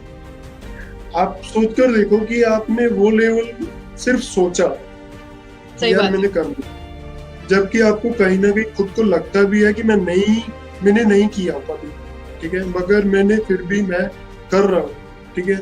और दूसरी बात, आपको लगता है कि आपने सबसे लास्ट में कंप्लीट किया, मगर आपने अपना 100% दिया। मैंने स्टार्टिंग लाइन पे बस इतना सोचा था कि मैंने अच्छा साइकिल चलाना है, मैंने अपनी तरफ से फास्ट चलानी है, मैंने बीच में ज्यादा रेस्ट नहीं करनी, मैंने ज्यादा ब्रेक्स नहीं देने, ठीक है। अब मैंने बार बार जितने ज्यादा स्टॉपेज लूंगा उतनी ज्यादा मेरा टाइम वेस्ट होगा, वो सब चीजें मैंने इग्नोर करनी है। मैंने बस साइकिल चलाते रहना है, डाउन आएगा मैंने स्पीड को बढ़ाना है, थोड़ा अप आएगा तो मैंने अपना साइकिल को थोड़ा स्लो करके फास्ट चलाना है। ये सब चीजें अपने माइंड में सेटअप कर लिया था। तो उन सब चीजों की वजह से ही मेरा 300 किलोमीटर रेस कंप्लीट हुआ। कंप्लीट नहीं हुआ, सबसे पहले उसको कंप्लीट किया। मतलब 48 पार्टिसिपेट लोगों ने किया था, साइकिलिस्टों ने, जिसमें से 10 ने बीच में से छोड़ दिया था, और डिफरेंट एबल्ड में सिंगल ही था उसमें वो सब नॉर्मल्स थे, ठीक है। और इतना के बाद भी आप ये वो चीज कर दे तो फिर उसको आप क्या बोलोगे कि आप हो क्या, ठीक है। तो मतलब 2-4 दिन मैं अपने बेड से खड़ा नहीं हो पाया, मेरी इतनी बुरी हालत हो गई थी, क्योंकि इतनी ज्यादा बुरे तरीके से मैं थक चुका था कि मतलब 2-4 दिन तक मेरी बुरी हालत थी। मुझे कुछ नहीं पता चल रहा था कि मैं अपने घर में हूँ या कहाँ पे हूँ। सो बट आपको अपनी निगाह में आप बड़े हो जाते हो जब आप अच्छी चीजें करते हो, आप अपने हर्डल्स को क्रॉस करते हो ना, तो आप धीरे धीरे अपनी निगाह में खुद बड़े हो जाते हो। चाहे आपको आपके पेरेंट्स, आपके भाई बहन, आपके पड़ोसी, आपके रिश्तेदार, कोई भी मतलब आपको कुछ भी बोले, मगर आपको पता होता है कि नहीं यार, आप पूरी दुनिया में मैं ही हूँ और कोई नहीं है। सो फिर आप कुछ भी कर सकते हो लाइफ में, क्योंकि साइंस ये चीज मानती है कि पूरी दुनिया में आपके जैसा सेकंड कॉपी है नहीं, आपके जैसा नहीं है, मेरे मम्मी पापा के जैसा नहीं है, और मेरे जैसा भी सेकंड कॉपी नहीं है। जो मेरी वाइफ है उसके जैसा सेकंड कॉपी नहीं है। और यहाँ तक कि जो हमारे सिर में बाल है, हेयर्स है, उस हेयर के जैसा हमारे जितने भी बाल है, उस बाल के जैसा भी दूसरा बाल नहीं है, ठीक है। एक दरख्त के ऊपर, एक ट्री के ऊपर अगर एक पत्ता है, उसके जैसा उसी ट्रीज के ऊपर जितने भी हजारों लाखों पत्ते हैं, उसके एक पत्ते जैसा भी दूसरा पत्ता नहीं है। तो इसका मतलब सीधा सा क्या निकलता है कि पूरी दुनिया में जस्ट आप सिंगल पर्सन हो, ठीक है।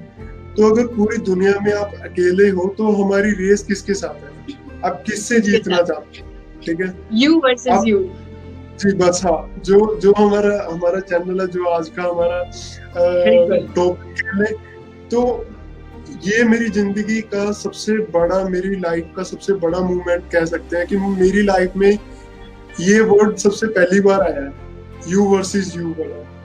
और सुपर सिंह ये ऐसे वर्ड्स बहुत ज्यादा आए हैं, ठीक है।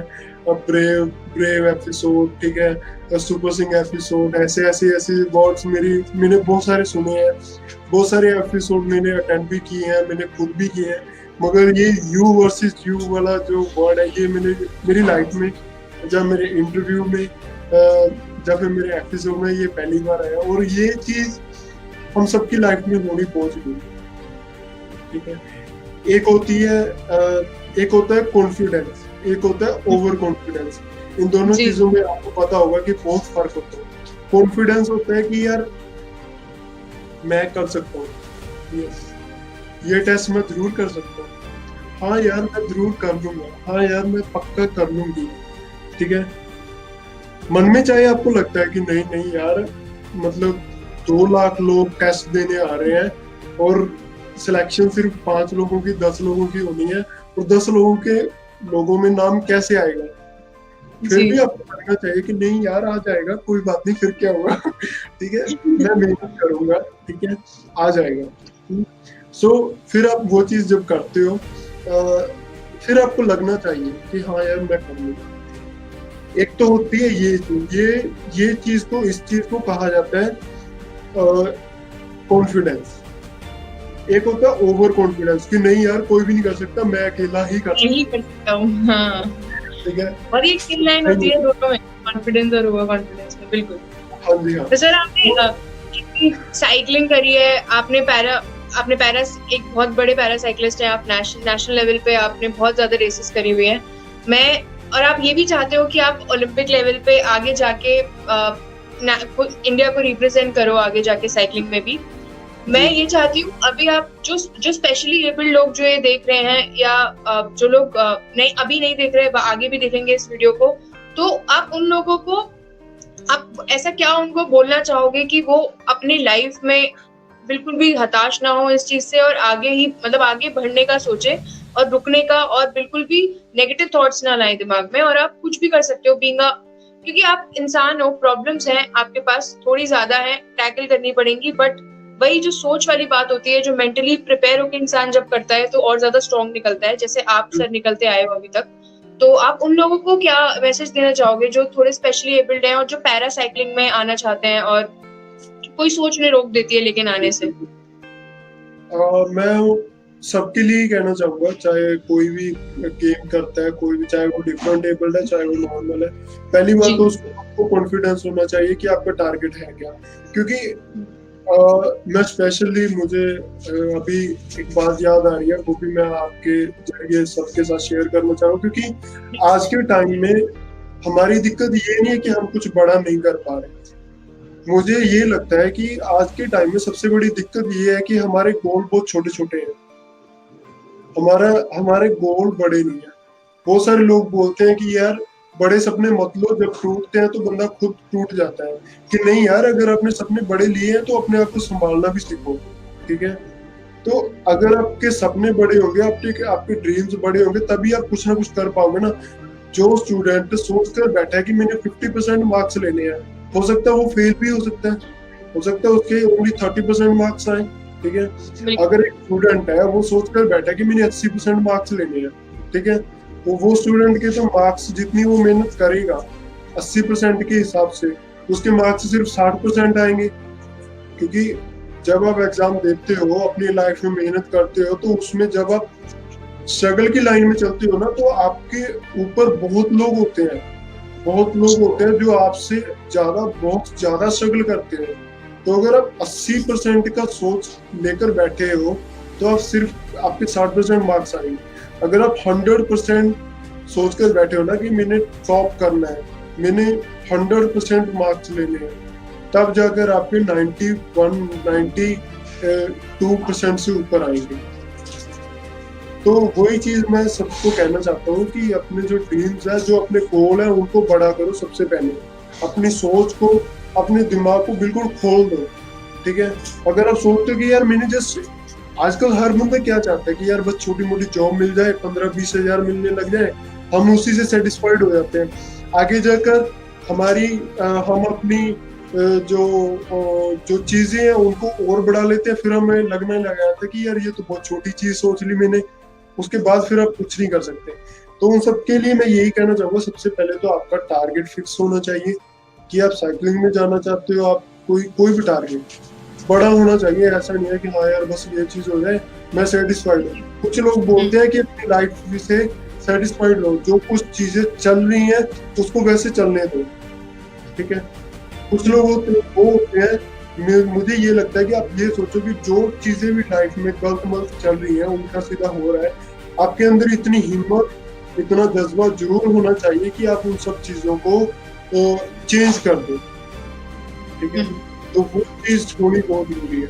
और एक फर्स्टली हो गया टारगेट, दूसरी चीज सबसे बड़ी ये होनी चाहिए कि अगर किसी के पास हाथ नहीं है या किसी के पास पाँव नहीं है, कुछ दिक्कत है, कुछ प्रॉब्लम है, कुछ लोगों के पास फिजिकली सब कुछ होता है मगर उनके पास इक्विपमेंट नहीं होते, लाइक गाइड करने वाला टीचर नहीं होता, उनके पास बुक्स नहीं होती, उनके पास जो सुखद प्रॉब्लम जो चीजें कह लें कि आसानी से करने वाली चीजें, ठीक है।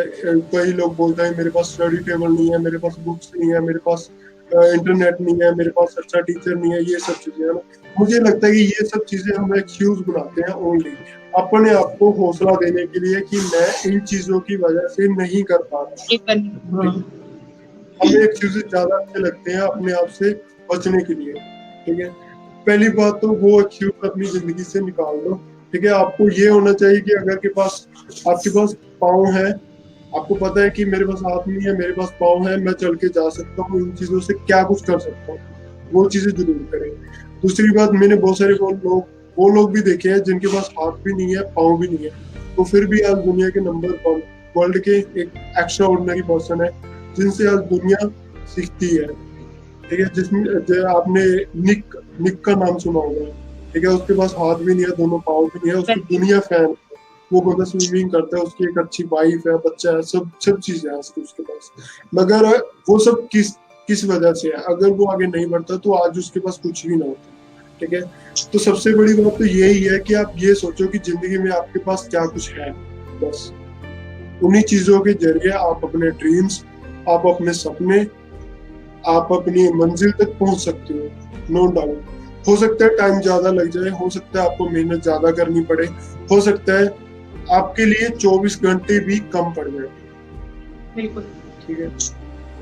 क्योंकि 24 घंटे वाली बात से मुझे याद आ गया, क्योंकि हम सब लोगों को बोला जाता है कि समय के साथ चलना सीखो, ठीक है। वो लोग कभी पीछे नहीं रहते जो लोग 20-20 घंटे, 18-18 घंटे, जब 15-15 घंटे जो लोग मेहनत करते हैं वो लोग कभी पीछे नहीं रहते, ठीक है। मैंने अपनी जिंदगी में कभी सोचा था कि यार मैं भी इतनी ज्यादा मेहनत करना चाहता हूँ किसी चीज के लिए कि जिसमें मुझे लगे कि मैंने इतने घंटे लगातार काम किया है, ठीक है।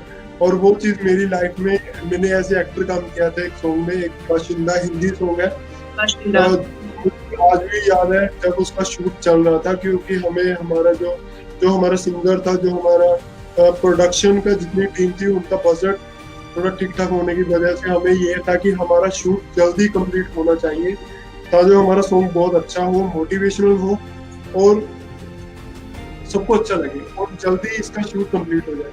और मैं आप सबको जरूर बताना चाहूंगा कि वो मेरी लाइफ में ऐसा टाइम था कि जिसमें मैंने all over India gold medal जीतने के लिए भी इतनी मेहनत नहीं की थी जितनी हमने उस एक वीडियो सॉन्ग को शूट करने में की, क्योंकि मैंने बहुत रातें, बहुत दिन रात मेहनत करके ये मेडल्स, ये स्ट्रगल, ये जो अब ट्रॉफीज, क्योंकि ऑल ओवर इंडिया में टॉप 100, टॉप 10, टॉप 30 के अवार्ड्स मुझे मिल चुके हैं अब तक उस परमात्मा की कृपा से और मेरे मम्मी पापा के मेहनत से। और उसमें हमने हमारा जो शूट था वो सुबह 3:30 पे शुरू हुआ, 3-3:30 बजे शुरू हुआ और पूरा दिन चला, पूरी रात चला और अगले दिन नेक्स्ट डे 4:30 बजे 5:30 पे वो शूट खत्म हुआ। मतलब 26 घंटे हमने उस सॉन्ग के लिए शूट मतलब उसमें नाइट शूट भी हो रहा है, उसमें साइकिलिंग शूट भी हो रहा है, उसमें हमारी लेक के कुछ सीन थे वो हो रहे हैं, उसमें कुछ सीन वो थे जिसमें मेरे कोचेस मुझे मना कर रहे हैं कि तुम साइकिलिंग नहीं कर सकते, साइकिलिंग तुम्हारे लिए नहीं बनी, तुम ये चीज छोड़ दो, तुम्हारा एक्सीडेंट हो जाएगा, ये वो ऐसे वैसे वो सब चीजें, जिसमें मेरा फ्रेंड सर्कल मेरा मजाक उड़ा रहा है, ये जोगिंदर साइकिल कैसे साइकिल चला रहा है, इसके हाथ नहीं है, वो सब मेरा मजाक उड़ा रहे हैं।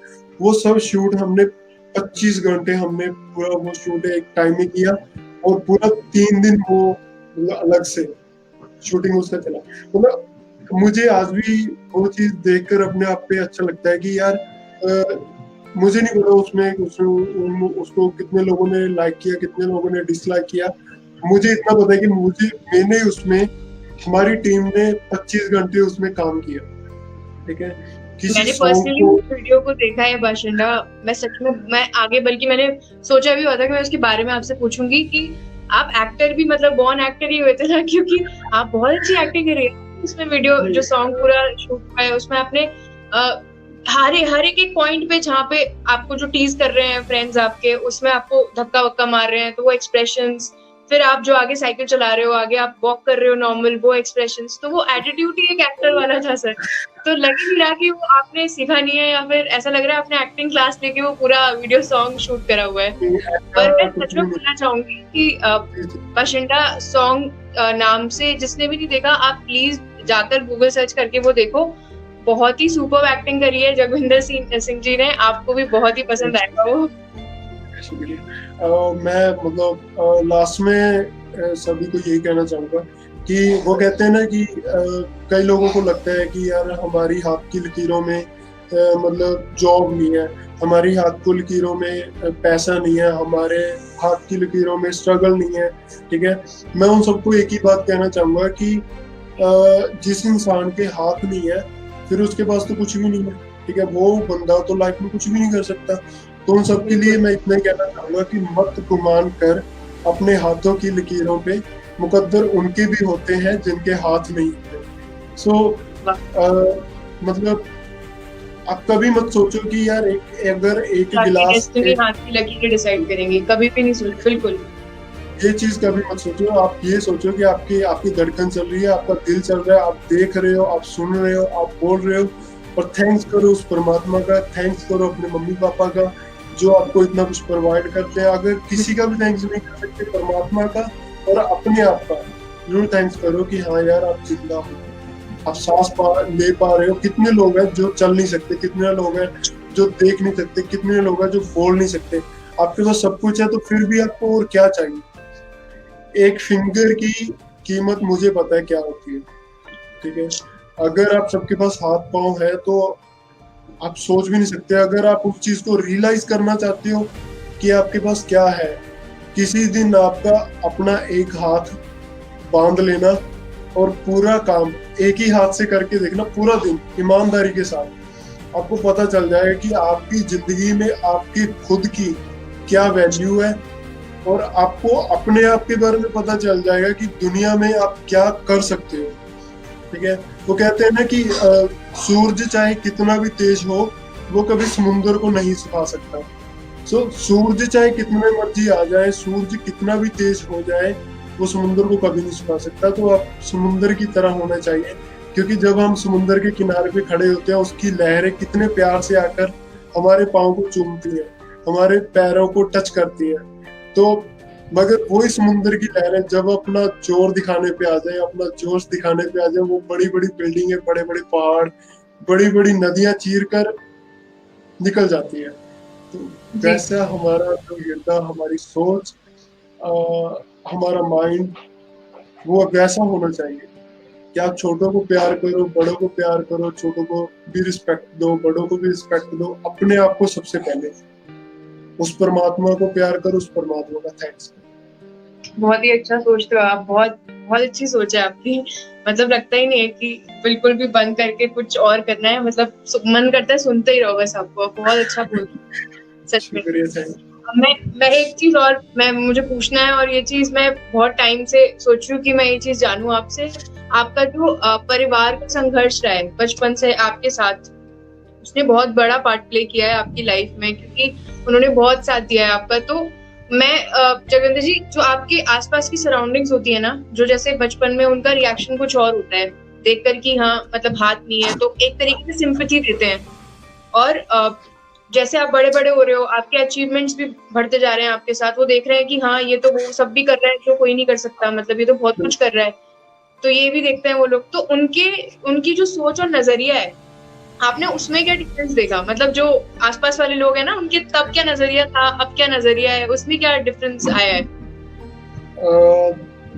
इस चीज के लिए फर्स्टली तो मैं यही कहना चाहूंगा कि बहुत सारे लोग आपकी लाइफ में भी ऐसे होंगे जो शायद हो सकते हैं आज आपको बुलाना या आपसे बात करना शायद हो सकता है पसंद ना करते हो, या फिर मेरी लाइफ में तो ऐसा था कि यार छोड़ यार उसके पास क्या जाना है, उसके वो ऐसा है। ठीक है, मतलब वो नहीं कुछ कर सकता, या फिर मतलब बहुत सारे रिश्तेदार यहाँ तक ये थे कि मतलब मम्मा को बोल देते थे कि इसको हमारे घर पे, जहाँ हमारी शादी में, जहाँ फिर हमारे फंक्शन में मत लेकर आया कर, है ना।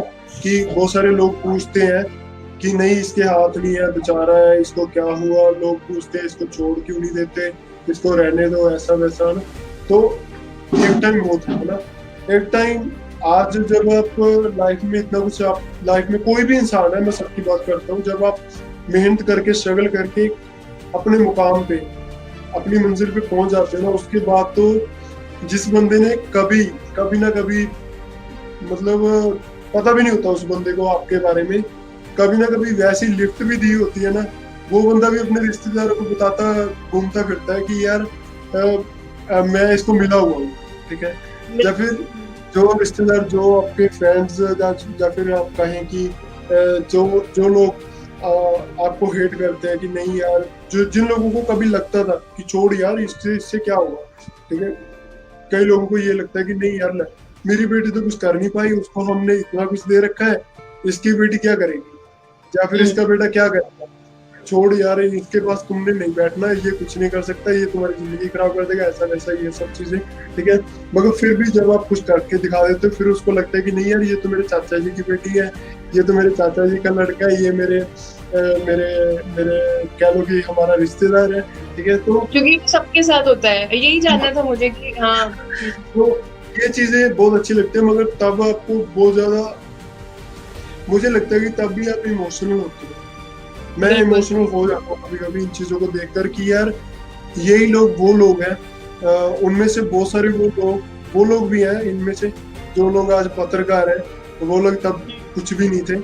आज अगर जैसे जैसे आप ग्रो करते हो ना कहीं वो लोग भी ग्रो करते हैं, ठीक है। मगर फर्क तब इतना होता है कि आप बहुत बड़े लेवल पे चले जाते हो, वो थोड़ा थोड़ा ग्रो कर पाते हैं। तो ऐसे ही बहुत सारे लोग हैं, वो आज पत्रकार भी बन चुके हैं, उनको, वो मेरा इंटरव्यू लेना नहीं चाहते, मगर उनको मजबूरी में लेना पड़ता है, जब लोग बोलते हैं कि भाई वो चैनल वाले घर में, हाँ, कि घर में ही एक इंस्पिरेशन बैठा हुआ है, हाँ। वो तो आपका रिश्तेदार है ना, आप उनका इंटरव्यू लेकर आओ। जब उनका बॉस उनको बोलता है कि इंटरव्यू लेकर आओ, तो फिर उनको मजबूरी आना पड़ता है। तो वो चीजें आपको बहुत अच्छी लगती हैं। मेरे साथ एक बार ऐसे ही हुआ था कि मेरे एक कोच थे, उन्होंने मुझे खुद साइकिलिंग में से निकाला, मतलब ये कहकर कि साइकिलिंग तुम्हारे लिए नहीं बनी और तुम साइकिलिंग के लिए नहीं बने, ठीक है। और हमारी एक ब्रेवे राइड थी, मैं उसके बारे में ज्यादा एक्सप्लेन नहीं करूंगा। तो हमारी एक ब्रेवे राइड थी, उसमें मैं एज ए चीफ गेस्ट था, मतलब हालांकि मैंने खुद उसमें पार्टिसिपेट किया, मेरे खुद का भी उसमें मेडल था, मुझे मेडल देने वाला कोई और था, क्योंकि एक चीफ गेस्ट खुद अपने आप को मेडल नहीं दे सकता, और मैं उसमें, वो कहते हैं ना, अहंकार वाली बात हो जाती है कि अपने आप को मेडल देना, कि यार मैं चीफ गेस्ट हूँ, मैं अपने आप को मेडल दे रहा हूँ ना। तो मैंने कहा कि नहीं, यहाँ के जो ओनर है, जिन्होंने ये रेस करवाई है, मैं चाहता हूँ कि उनमें से कोई भी बंदा मुझे मेडल दे, चाहे कोई भी हो, है ना। मैं ये मेडल अपने आप नहीं ले सकता, है ना। बट बाकी जितने भी लोग थे, उन सबको, बच्चों को, या जितने भी, मेरे सर ने खुद उसमें, मेरा जो कोच था, मेरे कोच ने खुद उसमें उस राइड में पार्टिसिपेट किया था, और वो मतलब मैंने खुद उनको मेडल दिया अपने आप से। मतलब उस रात में खुद घर पे आकर, मतलब मेरी आंखों में पानी था कि यार जिस बंदे ने आपको निकाला, ठीक है, आज वो बंदा आपके सामने नीचे चेयर पे बैठा हो, और आप स्टेज पे एज ए चीफ गेस्ट आप उसका नाम अनाउंस किया जा रहा है, और आप उसको मेडल दे रहे हो, ठीक है। और वो बंदा आपके सामने मतलब कह रहा है कि सर मुझे मेडल दो, सर झुका के खड़े। बट मुझे उसमें बड़ी शर्म महसूस हो रही थी, मगर वो इंसान मेरी आंखों में नहीं देख पा रहा था कि ये बंदा था, किसी टाइम मेरे पास कोचिंग लेने के लिए आया था, और मैंने इसको गाइड नहीं किया। गाइड ना करने की वजह से भी आज ये बंदा मेरे सामने खड़ा है, और ये बंदा मुझे मेडल दे रहा है। और मैं इन सब चीजों के लिए, मेरे जितने भी साइकिलिंग में जो कुछ मैंने किया, जितने भी अवार्ड्स मिले हैं, वो सबके लिए मैं स्पेशल थैंक्स करता हूँ रुकेश महिंद्रा सर का, जो पंजाब यूनिवर्सिटी चंडीगढ़ में लॉ डिपार्टमेंट में है, और उन्होंने मुझे साइकिलिंग में इतना ज्यादा बहुत ज्यादा सपोर्ट किया, और मैं दिल से थैंक्स करता हूँ सर का, क्योंकि क्योंकि आपकी लाइफ में अगर बहुत बुरे इंसान आते हैं तो आप जैसे जैसे स्ट्रगल करते हो तो कुदरत आपको बहुत अच्छे इंसान के साथ भी मिलवाती है। जैसे एक दारू पीने वाला बंदे को दारू पीने वाला मिल जाता है, ताश खेलने वाले को ताश खेलने वाला मिल जाता है, ऐसे ही स्ट्रगल करने वाले इंसान को स्ट्रगल करने वाले इंसान भी मिल जाते हैं, मगर उसके लिए टाइम लगता है थोड़ा बहुत ज्यादा। बहुत बढ़िया, बहुत बढ़िया। तो मैं अच्छा अभी थोड़ा पर्सनल लाइफ के बारे में आपका थोड़ा बात करते हैं और जानते हैं आपसे। मैंने ये भी सुना है, अभी सुना क्या है, मैंने पिक्चर्स देखी है, वीडियोस देखी हैं, आपकी फेब में शादी हुई है। सबसे पहले तो कांग्रेचुलेशन जगविंदर सिंह जी। मैं बिल्कुल पटियाला आके आपसे पार्टी लूंगी इस बात की। और अभी के लिए आप सुप्रीत जी से कैसे मिले और आप कैसे मिले सुप्रीत जी से? हाँ जी, मैं वो आप बताइए। हमारा बहुत अच्छा रिलेशन था। लाइक पिछले साल नवंबर में, क्योंकि आपका जैसे जैसे आप स्ट्रगल करते हो, जैसे मैंने सिंगापुर में, मलेशिया में मोटिवेशन लेक्चर किए हैं, सिंगापुर में आर्ट एग्जीबिशन लगाया किया था पिछले साल, और साथ में मैंने वहाँ पे मलेशिया से लेकर सिंगापुर तक मैंने 270 किलोमीटर साइकिल राइड भी किया था, जिसमें इंडिया में से मैं अकेला ही था, और सिंगापुर से 17-18 थे और 7-8 मलेशिया के थे, ऐसे करके। तो पिछले साल नवंबर में हम इंस्टाग्राम पे ऐसे फ्रेंड एक दूसरे को मिले, क्योंकि वो खुद सुप्रीत जी थिएटर करते थे और मुझे उनके अपडेट्स बहुत अच्छे लगते हैं, क्योंकि वो बलात्कार के ऊपर, नशे के ऊपर, और जैसे दाज दहेज होता है ना, जैसे लड़कियों से, लड़की वालों से दाज मांगा जाता है मैरिज में, है ना, तो वो सब चीजों के ऊपर वो थिएटर बहुत अच्छा उन्होंने किया है। तो एक स्ट्रगल करने वाले बंदे को स्ट्रगल करने वाले बहुत अच्छे लगते हैं। तो मैंने उनका एक पोस्ट देखा और ऐसे लाइक किया और कमेंट किया कि आप बहुत अच्छा काम कर रहे हो, गॉड ब्लेस यू, आप ऐसे आगे करते रहे। तो वो पर्सनली बहुत ज्यादा लोग मुझसे बात नहीं करते, लाइक, तो उन्होंने मेरा प्रोफाइल देखा, कमेंट का मुझे रिप्लाई दिया और प्रोफाइल चेक किया, उनको लगा कि हाँ यार अच्छा बंदा है, ठीक है। तो उन्होंने मुझे रिक्वेस्ट की, हम एक दूसरे के एक अच्छे, पिछले साल नवंबर से एक अच्छे फ्रेंड्स बन गए। तो धीरे धीरे वो पूछते रहते थे कि सर आजकल क्या चल रहा है, और सर आगे क्या कर रहे हो, सर नेक्स्ट प्लान क्या है, सर और कुछ नई बात बताओ जो आपने अभी रिसेंटली कुछ नया सीखा हो, क्योंकि कभी कभी उनका वैसे ही मन कर जाता है तो वो फोन पे बात भी कर लेते हैं, क्योंकि मैं ओपनली जिनके साथ भी मेरे दिल से अच्छा रिलेशन है, जो जिनसे लगता है कि हाँ यार ये बंदा फेक नहीं है, ये दिल से रिस्पेक्ट करता है, ठीक है, तो उनसे मुझे बात करना बहुत अच्छा लगता है। मैं उनका कॉल भी अटेंड कर लेता हूँ, उनका नंबर भी सेव कर लेता हूँ। सो कभी कभी हमारी वीडियो कॉल पे बात हो जाती थी, कि कभी कभी ये इमोशनल हो जाते थे, क्योंकि लाइफ में बहुत सारे हर्डल्स आते रहते हैं, फैमिली प्रॉब्लम, आप लाइफ में स्टडी के रिलेटेड बहुत सारी प्रॉब्लम्स आती रहती हैं, और कभी भी ये रोते थे, जहाँ इमोशनल होते तो उनको समझाना कि नहीं ऐसा नहीं होता, आप लाइफ में खुश रहो, ऐसे करो, जिंदगी में आगे बढ़ो, है ना, रोना धोना लाइफ का एक हिस्सा नहीं होता, है ना, ऐसा करके। तो वो सब चीजें इनको कहीं ना कहीं अच्छी लगने लगी कि नहीं यार सर मुझे बहुत अच्छे से गाइड करते हैं, सर मुझे रोते रोते हुए भी मुझे हंसा देते हैं, ठीक है। सो तो ऐसे धीरे धीरे करके मुझे खुद को भी था कि मुझे पता नहीं एक अच्छी लाइफ पार्टनर मिलेगी या नहीं मिलेगी, क्योंकि अक्सर हम सब देखते हैं कि एक दूसरे को समझने वाला बहुत मुश्किल से मिलता है। तो मुझे यही था कि यार कोई लाइफ पार्टनर ऐसी ना हो जो मुझे समझ ना पाए, जिसको लगे कि बेचारे के हाथ नहीं है, जिसको लगे कि यार ये तो मुंह उठाकर ऐसी साइकिल चलाता फिरता रहता है, इसका कोई मतलब नहीं है, ठीक है, ये मुझे टाइम नहीं देता, जो भी ऐसी वैसी बातें। मैं अपनी लाइफ में ऐसे डिस्टर्बेंस कभी नहीं चाहता था। मुझे बस एक ही बात, जो भी मेरी लाइफ पार्टनर होगी वो मुझे बस समझने वाली है, जो वो मेरी फीलिंग को समझे और मैं उसके ड्रीम्स को पूरा करूँ बस। सो मेरे मम्मी पापा ने एक आर्टिकल दे रखा था न्यूज़पेपर में कि हमारा बेटा है, उसकी गवर्नमेंट जॉब है, ये मोटिवेशन लेक्चर करता है, साइकिलिंग करता है, ये सब कुछ। तो मम्मा ने कहीं ना कहीं ऐसे सुप्रीत जी को भी कह रखा था कि बेटा तुम अपनी जैसी लड़की देखना, अगर कभी लगे कि जिसकी मैरिज जगविंदर के साथ हो जाए, ऐसे करके। तो सुप्रीत जी ने अपनी फ्रेंड्स के साथ काफी बार बात की कि यार लड़का अच्छा है ना, भी आपको खुश रख सकता है, जो आपके ड्रीम्स आपके पेरेंट्स पूरे नहीं कर पाए, ये इतनी हिम्मत रखता है कि ये तुम्हारे ड्रीम्स पूरे कर सकता है। सो बहुत सारी फ्रेंड्स ने मना कर दिया, बहुत सारी फ्रेंड्स ने ये भी बोला कि नहीं यार ये उसके हाथ नहीं है, हमारे भी बहुत सारे ड्रीम्स है, हम भी चाहते हैं कि एक अच्छा लड़का हो, ठीक है, जो हमारे साथ खड़ा अच्छा लगे, ऐसे करके ये वो ना बहुत सारी बातें इनको सुनने के लिए मिली।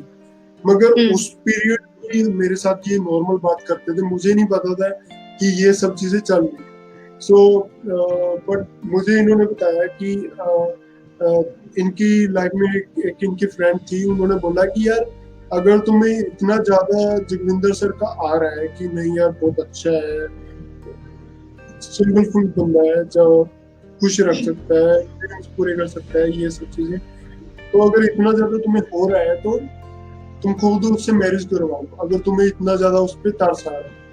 तो मुझे सुप्रीत जी ने बताया कि उस दिन मैं रात को ना तो आपके साथ बात कर पाई और ना मैं रात को सो पाई, क्योंकि यार उन्होंने बात ही ऐसी कर दी थी। क्योंकि कोई भी लड़की समाज से ऊपर होकर इतना कुछ फेस करके नहीं आगे बढ़ सकती, क्योंकि मुझे पता है कि बहुत मुश्किल होती है ये चीजें, है ना। अपने घर वालों को कन्विंस करना, उनको बोलना, ये सब चीजें है ना, तो बहुत मुश्किल होती है। सो मगर फिर भी इन्होंने मुझे बहुत कुछ सोच के फिर मुझे बोला कि मैं चाहती हूँ कि मैं आपका लाइफ पार्टनर बनना चाहती हूँ। सो मैंने बोला कि यार ये चीज जितनी आप कह रहे हो इतनी आसान नहीं होती है ना। ये रिश्ता एक ऐसा नहीं होता कि आपने 2-4 दिन बातें की, या 2-3 महीने, एक साल के लिए आप इकट्ठे रहे और बाद में एक एज ए फ्रेंड की तरह आप अपने घर चले गए, वो अपने घर चले गए। ऐसा नहीं होता, ये पूरी लाइफ की बात होती है जिसमें आप दोनों ने एक दूसरे के लिए ही जीना होता है, एक दूसरे के सपने पूरे करने होते हैं मिलकर।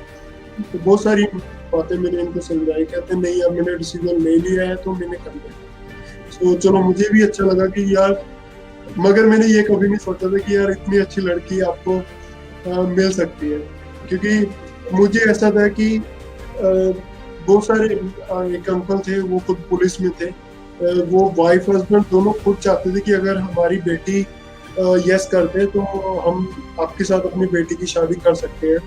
मगर उस लड़की ने खुद बोला था कि ऐसे लड़के के साथ मैरिज करवाने से अच्छा तो मैं पूरी लाइफ किसी के साथ मैरिज ना करूं। सो मुझे बहुत ज्यादा बुरा फील हुआ था कि यार अगर किसी को आपने मना करना है तो आप नॉर्मली कह सकते हो कि नहीं यार मैं नहीं करवाना चाहती, है ना। किसी को मना करने के अलग अलग तरीके होते हैं, मगर किसी को हर्ट, किसी को दुखी करके आप ये बात बोले वो बहुत बुरी बात है ना।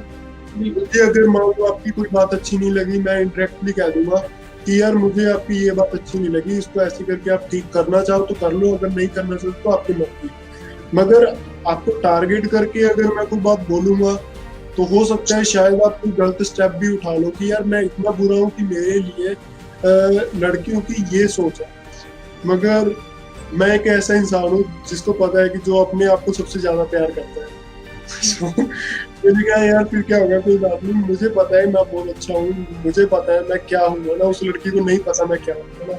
सो बट मैं थैंक्स करता हूँ दिल से कि थैंक्स तो बहुत छोटा वर्ड है सुप्रीत जी के लिए, जिन्होंने अपनी पूरी फैमिली को, अपने आप को और समाज को और उन लड़कियों को जो जिनको लगता है कि यार हैंडीकैप ऐसे होते हैं, ये सब चीजें ऐसे करके, है ना, तो उन सबके लिए इन्होंने आज के टाइम में एक एग्जाम्पल सेट किया है, चाहे वो गर्ल्स हो चाहे वो बॉयज हो। क्योंकि मैं चाहता हूँ कि अगर कोई डिफरेंटेबल लड़की है तो उसको एक समझने वाला नॉर्मल लड़का भी होना चाहिए उसकी लाइफ में, कि जो लड़का सोचे कि नहीं यार मैं इस लड़के का सहारा बनना चाहता हूँ, जो उस लड़की को संभाले। और मैंने अपनी लाइफ में ऐसे बहुत सारे केसेस देखे हैं जिन्होंने, जो लड़कों ने अपनी किसी डिफरेंटेबल लड़की के साथ शादी करवाई, मगर मैंने ऐसी लड़कियां बहुत कम देखी है जिन्होंने डिफरेंटेबल लड़के के साथ शादी करवाई है। सो मुझे मतलब बहुत अच्छा लगा वो चीज सब। सो ऐसे करके हमारी मतलब मैं खुद मतलब चल छोड़ो यार। बहुत ही प्यारी कहानी आपकी। और पता है सबसे अच्छी बात क्या होती है, आपके साथ अगर कोई है ना, बिना किसी रीजन की वजह से, कि कोई मतलब कोई तरस खा के ना हो आपके साथ और कोई सिंपैथी खा के किसी रीजन हाँ, की वजह से ना हो, ये तब बहुत चीज अच्छा सबसे लगता बड़ी है है। आपको। तो हाँ और ये बहुत बड़ी बात है कि इन्होंने बिना किसी लालच के, बिना किसी उस बात से, भाई इन्होंने सोचा कि यार, इन्होंने ये भी नहीं कहा कि मैं आपका साथ देने के लिए आई। इन्होंने बोला कि हम दोनों एक दूसरे का साथ देने के लिए आए, जो मेरे ड्रीम्स है वो आपने पूरे करने हैं। और मैं सबको ये चीज भी कहना चाहूंगा, आज के टाइम में जो डिवोर्स वगैरह, जो ला लो कि कुछ टाइम के लिए मैरिज हुई, ब्रेकअप वगैरह, या फिर एक बॉयफ्रेंड गर्लफ्रेंड के बीच में जो रिश्ते खराब हो जाते हैं, जो दो परिवारों के बीच में रिश्ते खराब हो जाते हैं, मुझे लगता है कि उनके बीच में कुछ रीजन ये है कि वो उनके बीच में, एक तो फर्स्टली एक दूसरे के साथ अंडरस्टैंडिंग नहीं, कि वो एक दूसरे को समझ नहीं पाते। सिर्फ वो इतना काफी नहीं होता कि आपने पैसे कमाकर दे दिए और उसके साथ उसके सपने पूरे हो गए और ये काफी है। एक दूसरे को टाइम देना सबसे बड़ी बात है, क्योंकि एक दूसरे को टाइम देते हैं तब आप एक दूसरे को समझते हैं, चाहे वो भाई बहन है, चाहे वो मम्मी पापा है, चाहे वो वाइफ हस्बैंड है, चाहे वो कोई भी, जो भी आपका रिलेशन है ना। और दूसरी बात मुझे जो लगती है सबसे बड़ी बात, कि मुझे लगता है कि नहीं यार तू गलत है मैं सही, ठीक है। और लड़की को लगता है कि नहीं यार तू गलत है मैं सही। और कई बार हमारी मम्मी को लगता है कि नहीं यार तू गलत है, तेरे पापा गलत है मैं सही। मुझे कहने का मतलब ये है कि मैं ठीक हूँ तुम गलत है। इन सब चीजों को छोड़कर अगर हमारे अंदर ये आ जाए कि नहीं यार तुम सही है, तो सामने वाला बोले कि नहीं यार तुम सही है, तो मैं को छोड़कर अगर तुम आ जाए, तो मुझे लगता है कि वो जो मेरा बिलीव नहीं है कि हम 7 जन्म रिश्ते, 4 जन्म, 7 जन्म, 10 जन्म, 100 जन्म, इन चीजों के ऊपर मैं बिलीव नहीं करता। मुझे लगता है कि हमें एक ही जिंदगी मिली है, एक ही जन्म मिला है, उसी में अच्छे से बिता लो, वो हजारों जन्मों के बराबर है, ठीक है। मेरे पता है रोंगटे खड़े हो रहे हैं सब सुन के, गूज़बम्प्स आ रहे हैं। मतलब इतनी अच्छी अच्छी बातें आप कर रहे हो ना बार बार, ऐसा लग रहा है कि बस आज मेरे अंदर सारी एनर्जी भर गई है। वो चीज बस यार, बहुत ज्यादा कुछ करने की जरूरत नहीं है कि यार बहुत सारा पैसा कमाना पड़ेगा इसको खुश करने के लिए, इसको ये सामान ला कर देना पड़ेगा, अपने हस्बैंड को खुश करने के लिए अच्छा खाना, अच्छे कपड़े, अच्छे ड्रेस, घर की साफ सफाई, ये सब चीजें, ये सब करना पड़ेगा, फॉर्मेलिटीज करनी पड़ेंगी, उसकी डेट ऑफ बर्थ याद रखनी पड़ेगी, हमारी मैरिज एनिवर्सरी याद रखनी पड़ेगी, ये सब चीजें। मुझे लगता है कि ये सब चीजें करने की बिल्कुल जरूरत नहीं पड़ेगी, ठीक है। अगर एक छोटा सा वर्ड अपने अंदर ले आओ कि यार तुम्हें पता है तुम्हारी मैरिज एनिवर्सरी है, ठीक है, और सामने से वो बोले कि हाँ यार मुझे पता है तुम्हारी मैरिज एनिवर्सरी है। तो हमारे अंदर मैं को छोड़ दो, तुम ले आओ, बस और कुछ नहीं चाहिए। चाहे वो भाई बहन है, ब्रदर सिस्टर है, चाहे वो वाइफ हस्बैंड है, चाहे वो मम्मी पापा है, कोई भी है, बोल दो यार कि बस ठीक है यार तू ठीक है, कोई दिक्कत नहीं है, चाहे वो गलत भी है। अगर गलत होगी ना, चाहे मान लो मेरे पापा है, वो कोई बात बोले कि मेरी वाइफ काम गलत कर रही है, ये कुछ ना कुछ गलत होगा, ठीक है। मेरे पापा मान लो, चाहे हम दोनों की एग्जांपल ले लो, ठीक है, तो मैं सुप्रीत मुझे कह दे कि ये काम आप गलत कर रहे हो, मेरे हिसाब से ये काम ऐसे नहीं होना चाहिए, इसको मैं नहीं, हम इसको ऐसे कर लेते हैं, ठीक है। सो फिर ऊपर से मैं बोलूं कि नहीं यार मेरे हिसाब से ये काम ऐसे होना चाहिए, हम इसको ऐसे नहीं ऐसे करते हैं। फिर भी अगर वो मुझे मान ले कि नहीं ये बंदा जिद कर रहा है, ये बंदा गलत करेगा, फिर भी वो मुझे कह दे कि चलो ठीक है यार तुम सही, जब मैं गिरूंगा वो काम गलत होगा, फिर मुझे फील होगा कि सच में यार तुम सही थी मैं गलत थी। तो आगे से वो प्रॉब्लम कभी नहीं आएगी, फिर वो उसको समझ के चलेगा। और सबसे बड़े दंगे फसाद, जितनी भी प्रॉब्लम है, जितनी भी लड़ाई कह लो, ब्रेकअप में कह लो, और जब जितने भी वो कह लो कि ये तलाक वगैरह कह लो, मतलब ये सब चीजें है ना, इसी वजह से होती है। उनको लगता है कि मैं सही हूँ, मैं बस, ठीक है, उनमें तुम तो कहीं होता ही नहीं है, ठीक है। तो बस ये छोटी छोटी बातें हैं, कुछ नहीं है। ये मैं ऐसे परिवार को जो हर पॉइंट पे आपके साथ खड़ा रहा है, सपोर्ट सिस्टम बन के, ऐसे पार्टनर को जो सुप्रीत जी जैसे पार्टनर है, मतलब भगवान करे ऐसा सपोर्ट सिस्टम हर किसी इंसान को मिले। और मतलब मैं इससे तो कुछ नहीं कह सकती, बस मैं बैठे बैठे नहीं, मैं खड़े होकर बस एक इंडिया की तरफ से आप सबको एक सैल्यूट देना चाहती हूँ, आप सबको, आपको, सुप्रीत जी को, एक आपके परिवार को, कि बस आप ऐसे ही रहें और हमेशा आप ऐसे इंस्पायर करते रहें लोगों के लिए। रुको मैं भी सैल्यूट देती हूँ आपको। जी ये इंडिया की तरफ से।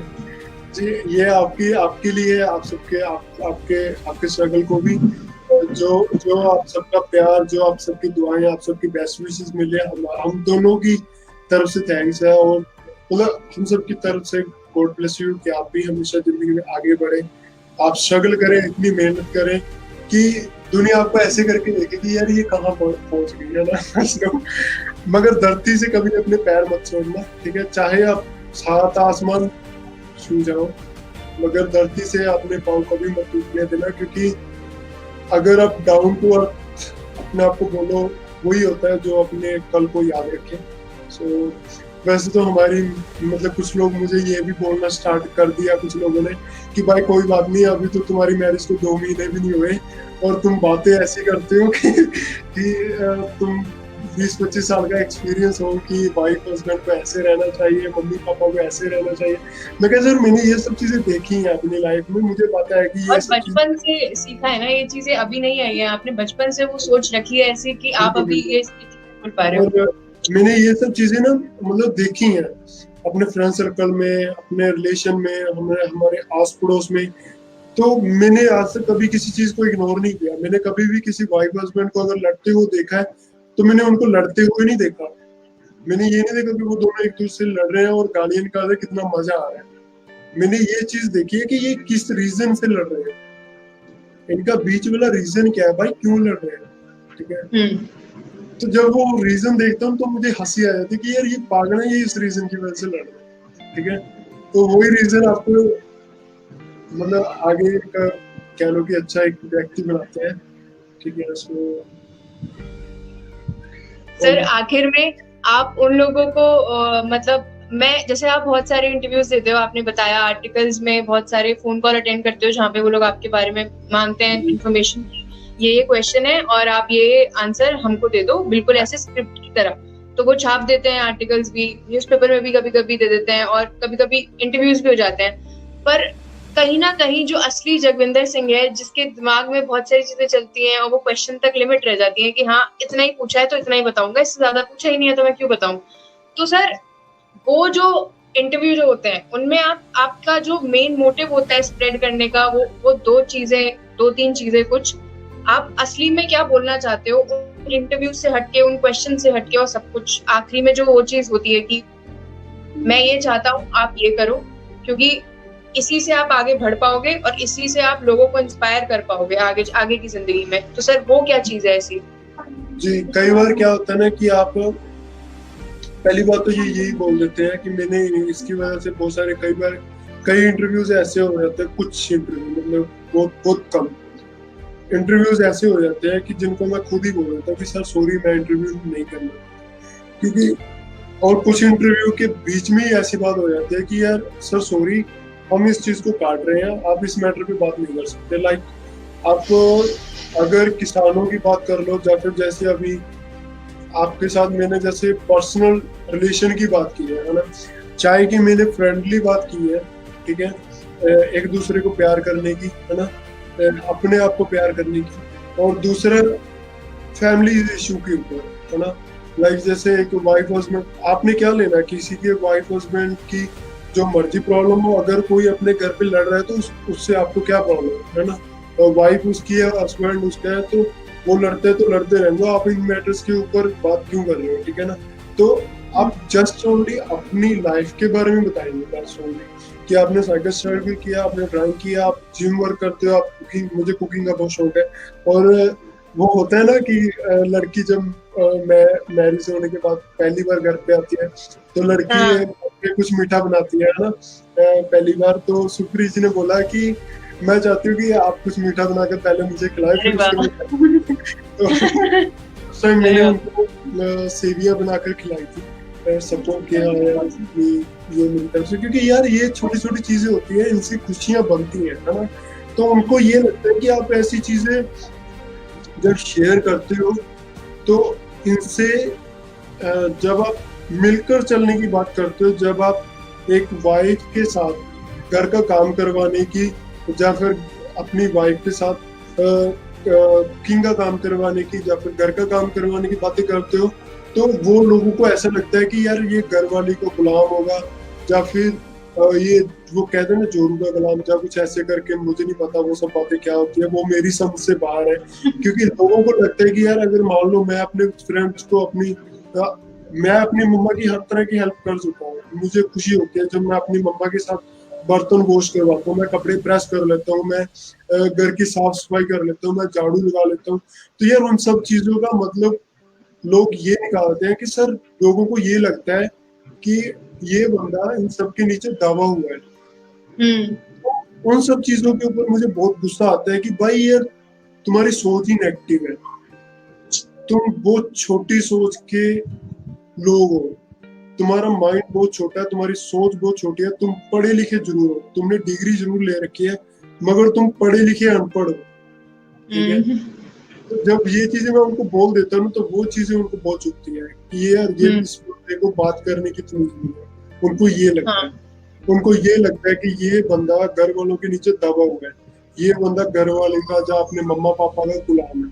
ठीक है, ऐसा बिल्कुल भी नहीं होता। जो लोग आपको अगर किसी को भी ये बात बोलते हैं ना, उनको ये बोलो कि मैं उनका गुलाम नहीं हूँ, उनके नीचे दबा हुआ नहीं हूँ, मैं उनकी रिस्पेक्ट करता हूँ। ठीक है, मैं एक औरत की रिस्पेक्ट करता हूँ, मैं एक औरत की, एक लेडी की, एक स्त्री की इज्जत करता हूँ कि वो अपना सब कुछ छोड़ छाड़ कर आपके लिए आई है यार। वो मतलब कितना कुछ देखती है।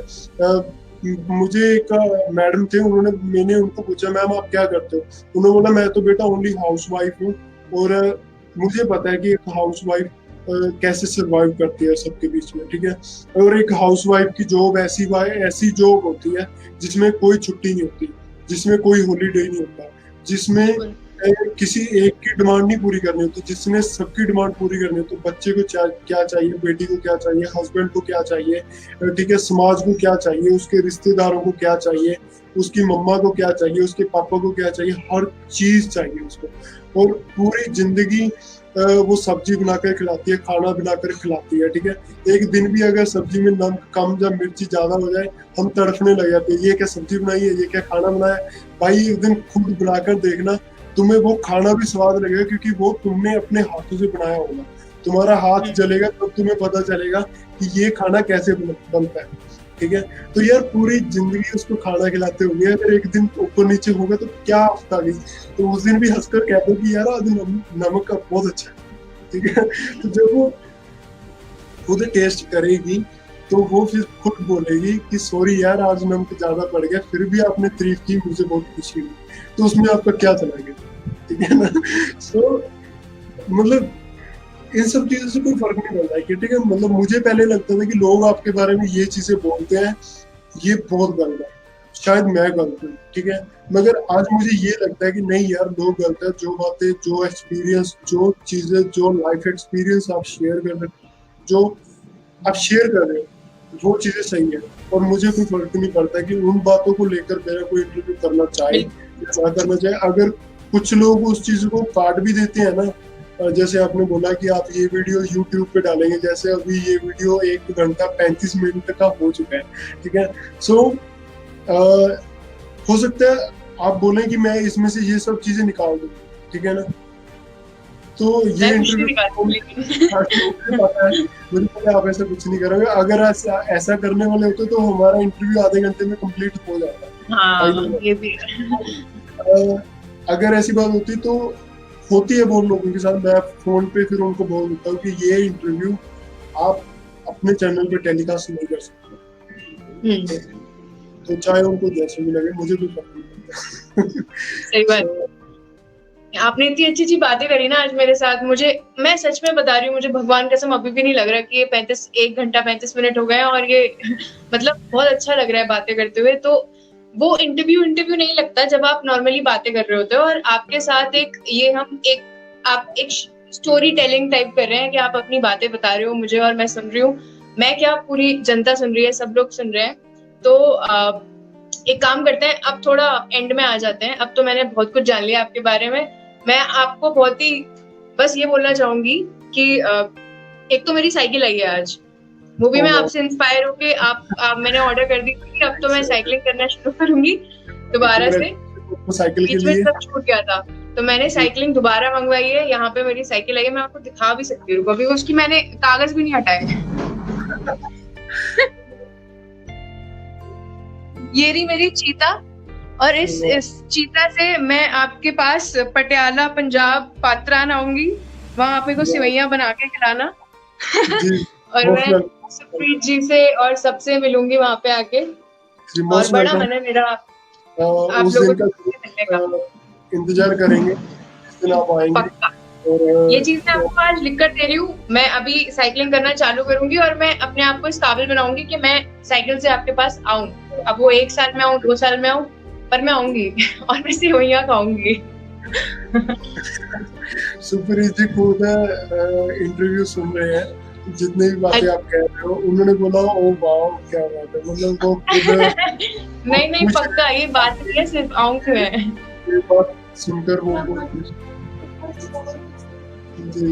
वो कह रहे हैं हम मिलकर साइकिल चलाएंगे, एक राइड भी करेंगे। बिल्कुल पक्का।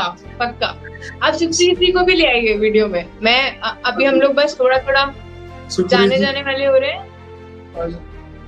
आज यार प्लीज 1 मिनट यार आ जाइए प्लीज। कोई नहीं, कहते मैं वो आ रही हूँ जस्ट। सुप्रीत जी अपना जवाब नीचे लिख रही हैं कमेंट्स में। हमने ईयरफोन लगाए हुए तो अलग देख रही है वीडियो।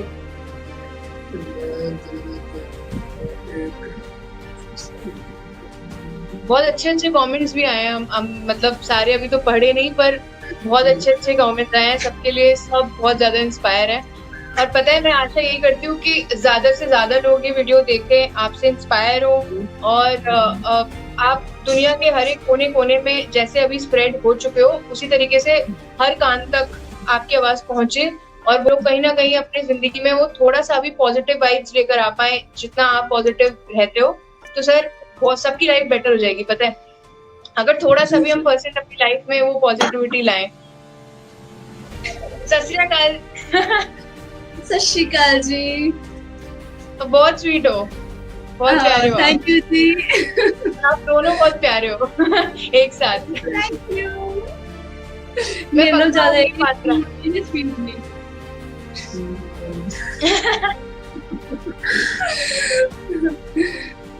बस यही बोलना जाते कि आपका बहुत बड़ा रोल रहा है सुप्रीत जी जगविंदर सिंह जी की लाइफ में। और जी मैं बता नहीं सकती कि ऐसे लोग बहुत कम मिलते हैं जो बिना किसी मोटिव के किसी इंसान के साथ रहने का एक फैसला कर लेते हैं, और आपने वही किया। और आप सिर्फ इंडिया सर के लिए ही नहीं, आप दोनों के लिए बहुत प्राउड फील करती है आपको देख के। और हर वो कान जो सुन रहा होगा वो यही फील कर रहा होगा कि हर किसी को आपके जैसा लाइफ पार्टनर मिले। मतलब और तो मैं क्या बोलूं, आप दोनों एक मिसाल हो, और आप बस ऐसे ही काम करते रहिए जैसे आप करते आए हैं। और बस मैं सेवैयां खाने आऊंगी। और आप साइकिल पर जरूर आना। पक्का साइकिल से आऊंगी मैं, हम तीनों साइकिलिंग करेंगे फिर। जरूर। Most welcome. बस आज का इंटरव्यू इतना ही रखते हैं, 1 घंटा 40 मिनट, बस थोड़ा सा ही छोटा सा, फिर बहुत सारी बातें कभी बाद में करेंगे। और बस आप ऐसे ही रहिए, हंसते रहिए, मुस्कुराते रहिए, हेल्दी रहिए, फिट रहिए, और दुनिया को इंस्पायर करते रहिए। आपके मम्मा पापा को भी सल्यूट है जिन्होंने आपको इतनी अच्छी सोच और इतना अच्छा जीवन दिया, और उनको स्पेशली सल्यूट है आपके मम्मा को, आपके पापा को। और थैंक यू सो मच। मैं ये नहीं कहूँगा कि कभी कोई हर्डल ना आए, मैं ये कहूँगा कि हर हाल में, हाल चाहे खुशी हो चाहे गमी का हो चाहे कैसा भी हो, मगर हर हाल में परमात्मा आपको खुशी रखे, आपकी फैमिली को ताकत दे, शक्ति दे, पावर दे, हमेशा आपके साथ रहे परमात्मा, और हमेशा खुश रहो, खुशियां बांटते रहो, और ऐसे क्यूट जी स्माइल देते रहो। Thank you so much. Thank you. आप भी आप सबका बहुत जितने भी अच्छा सुन लगा रहे हैं, आपसे बातें करके। सुन रहे हैं, देख रहे हैं, हम दोनों की तरफ से, हम तीनों की तरफ से आज उनको शुक्रिया। आपका प्यार हमारी झोली में है, हमारे पास है, उसके लिए शुक्रिया। आप सबने सुना, देखा, वीडियो शेयर किया, लाइक किया, कमेंट्स दिया, आप सबने उसके लिए बहुत बहुत शुक्रिया आप सबका। और take care, God bless you, सब आगे बढ़ते रहे, मेहनत करें। शुक्रिया। जाते जाते जो बोले सोने हाल, सत सत श्री सत अकाल। श्री अकाल। Thank you ji, thank you, आप कर ही सकते हैं। Thank you so much everyone.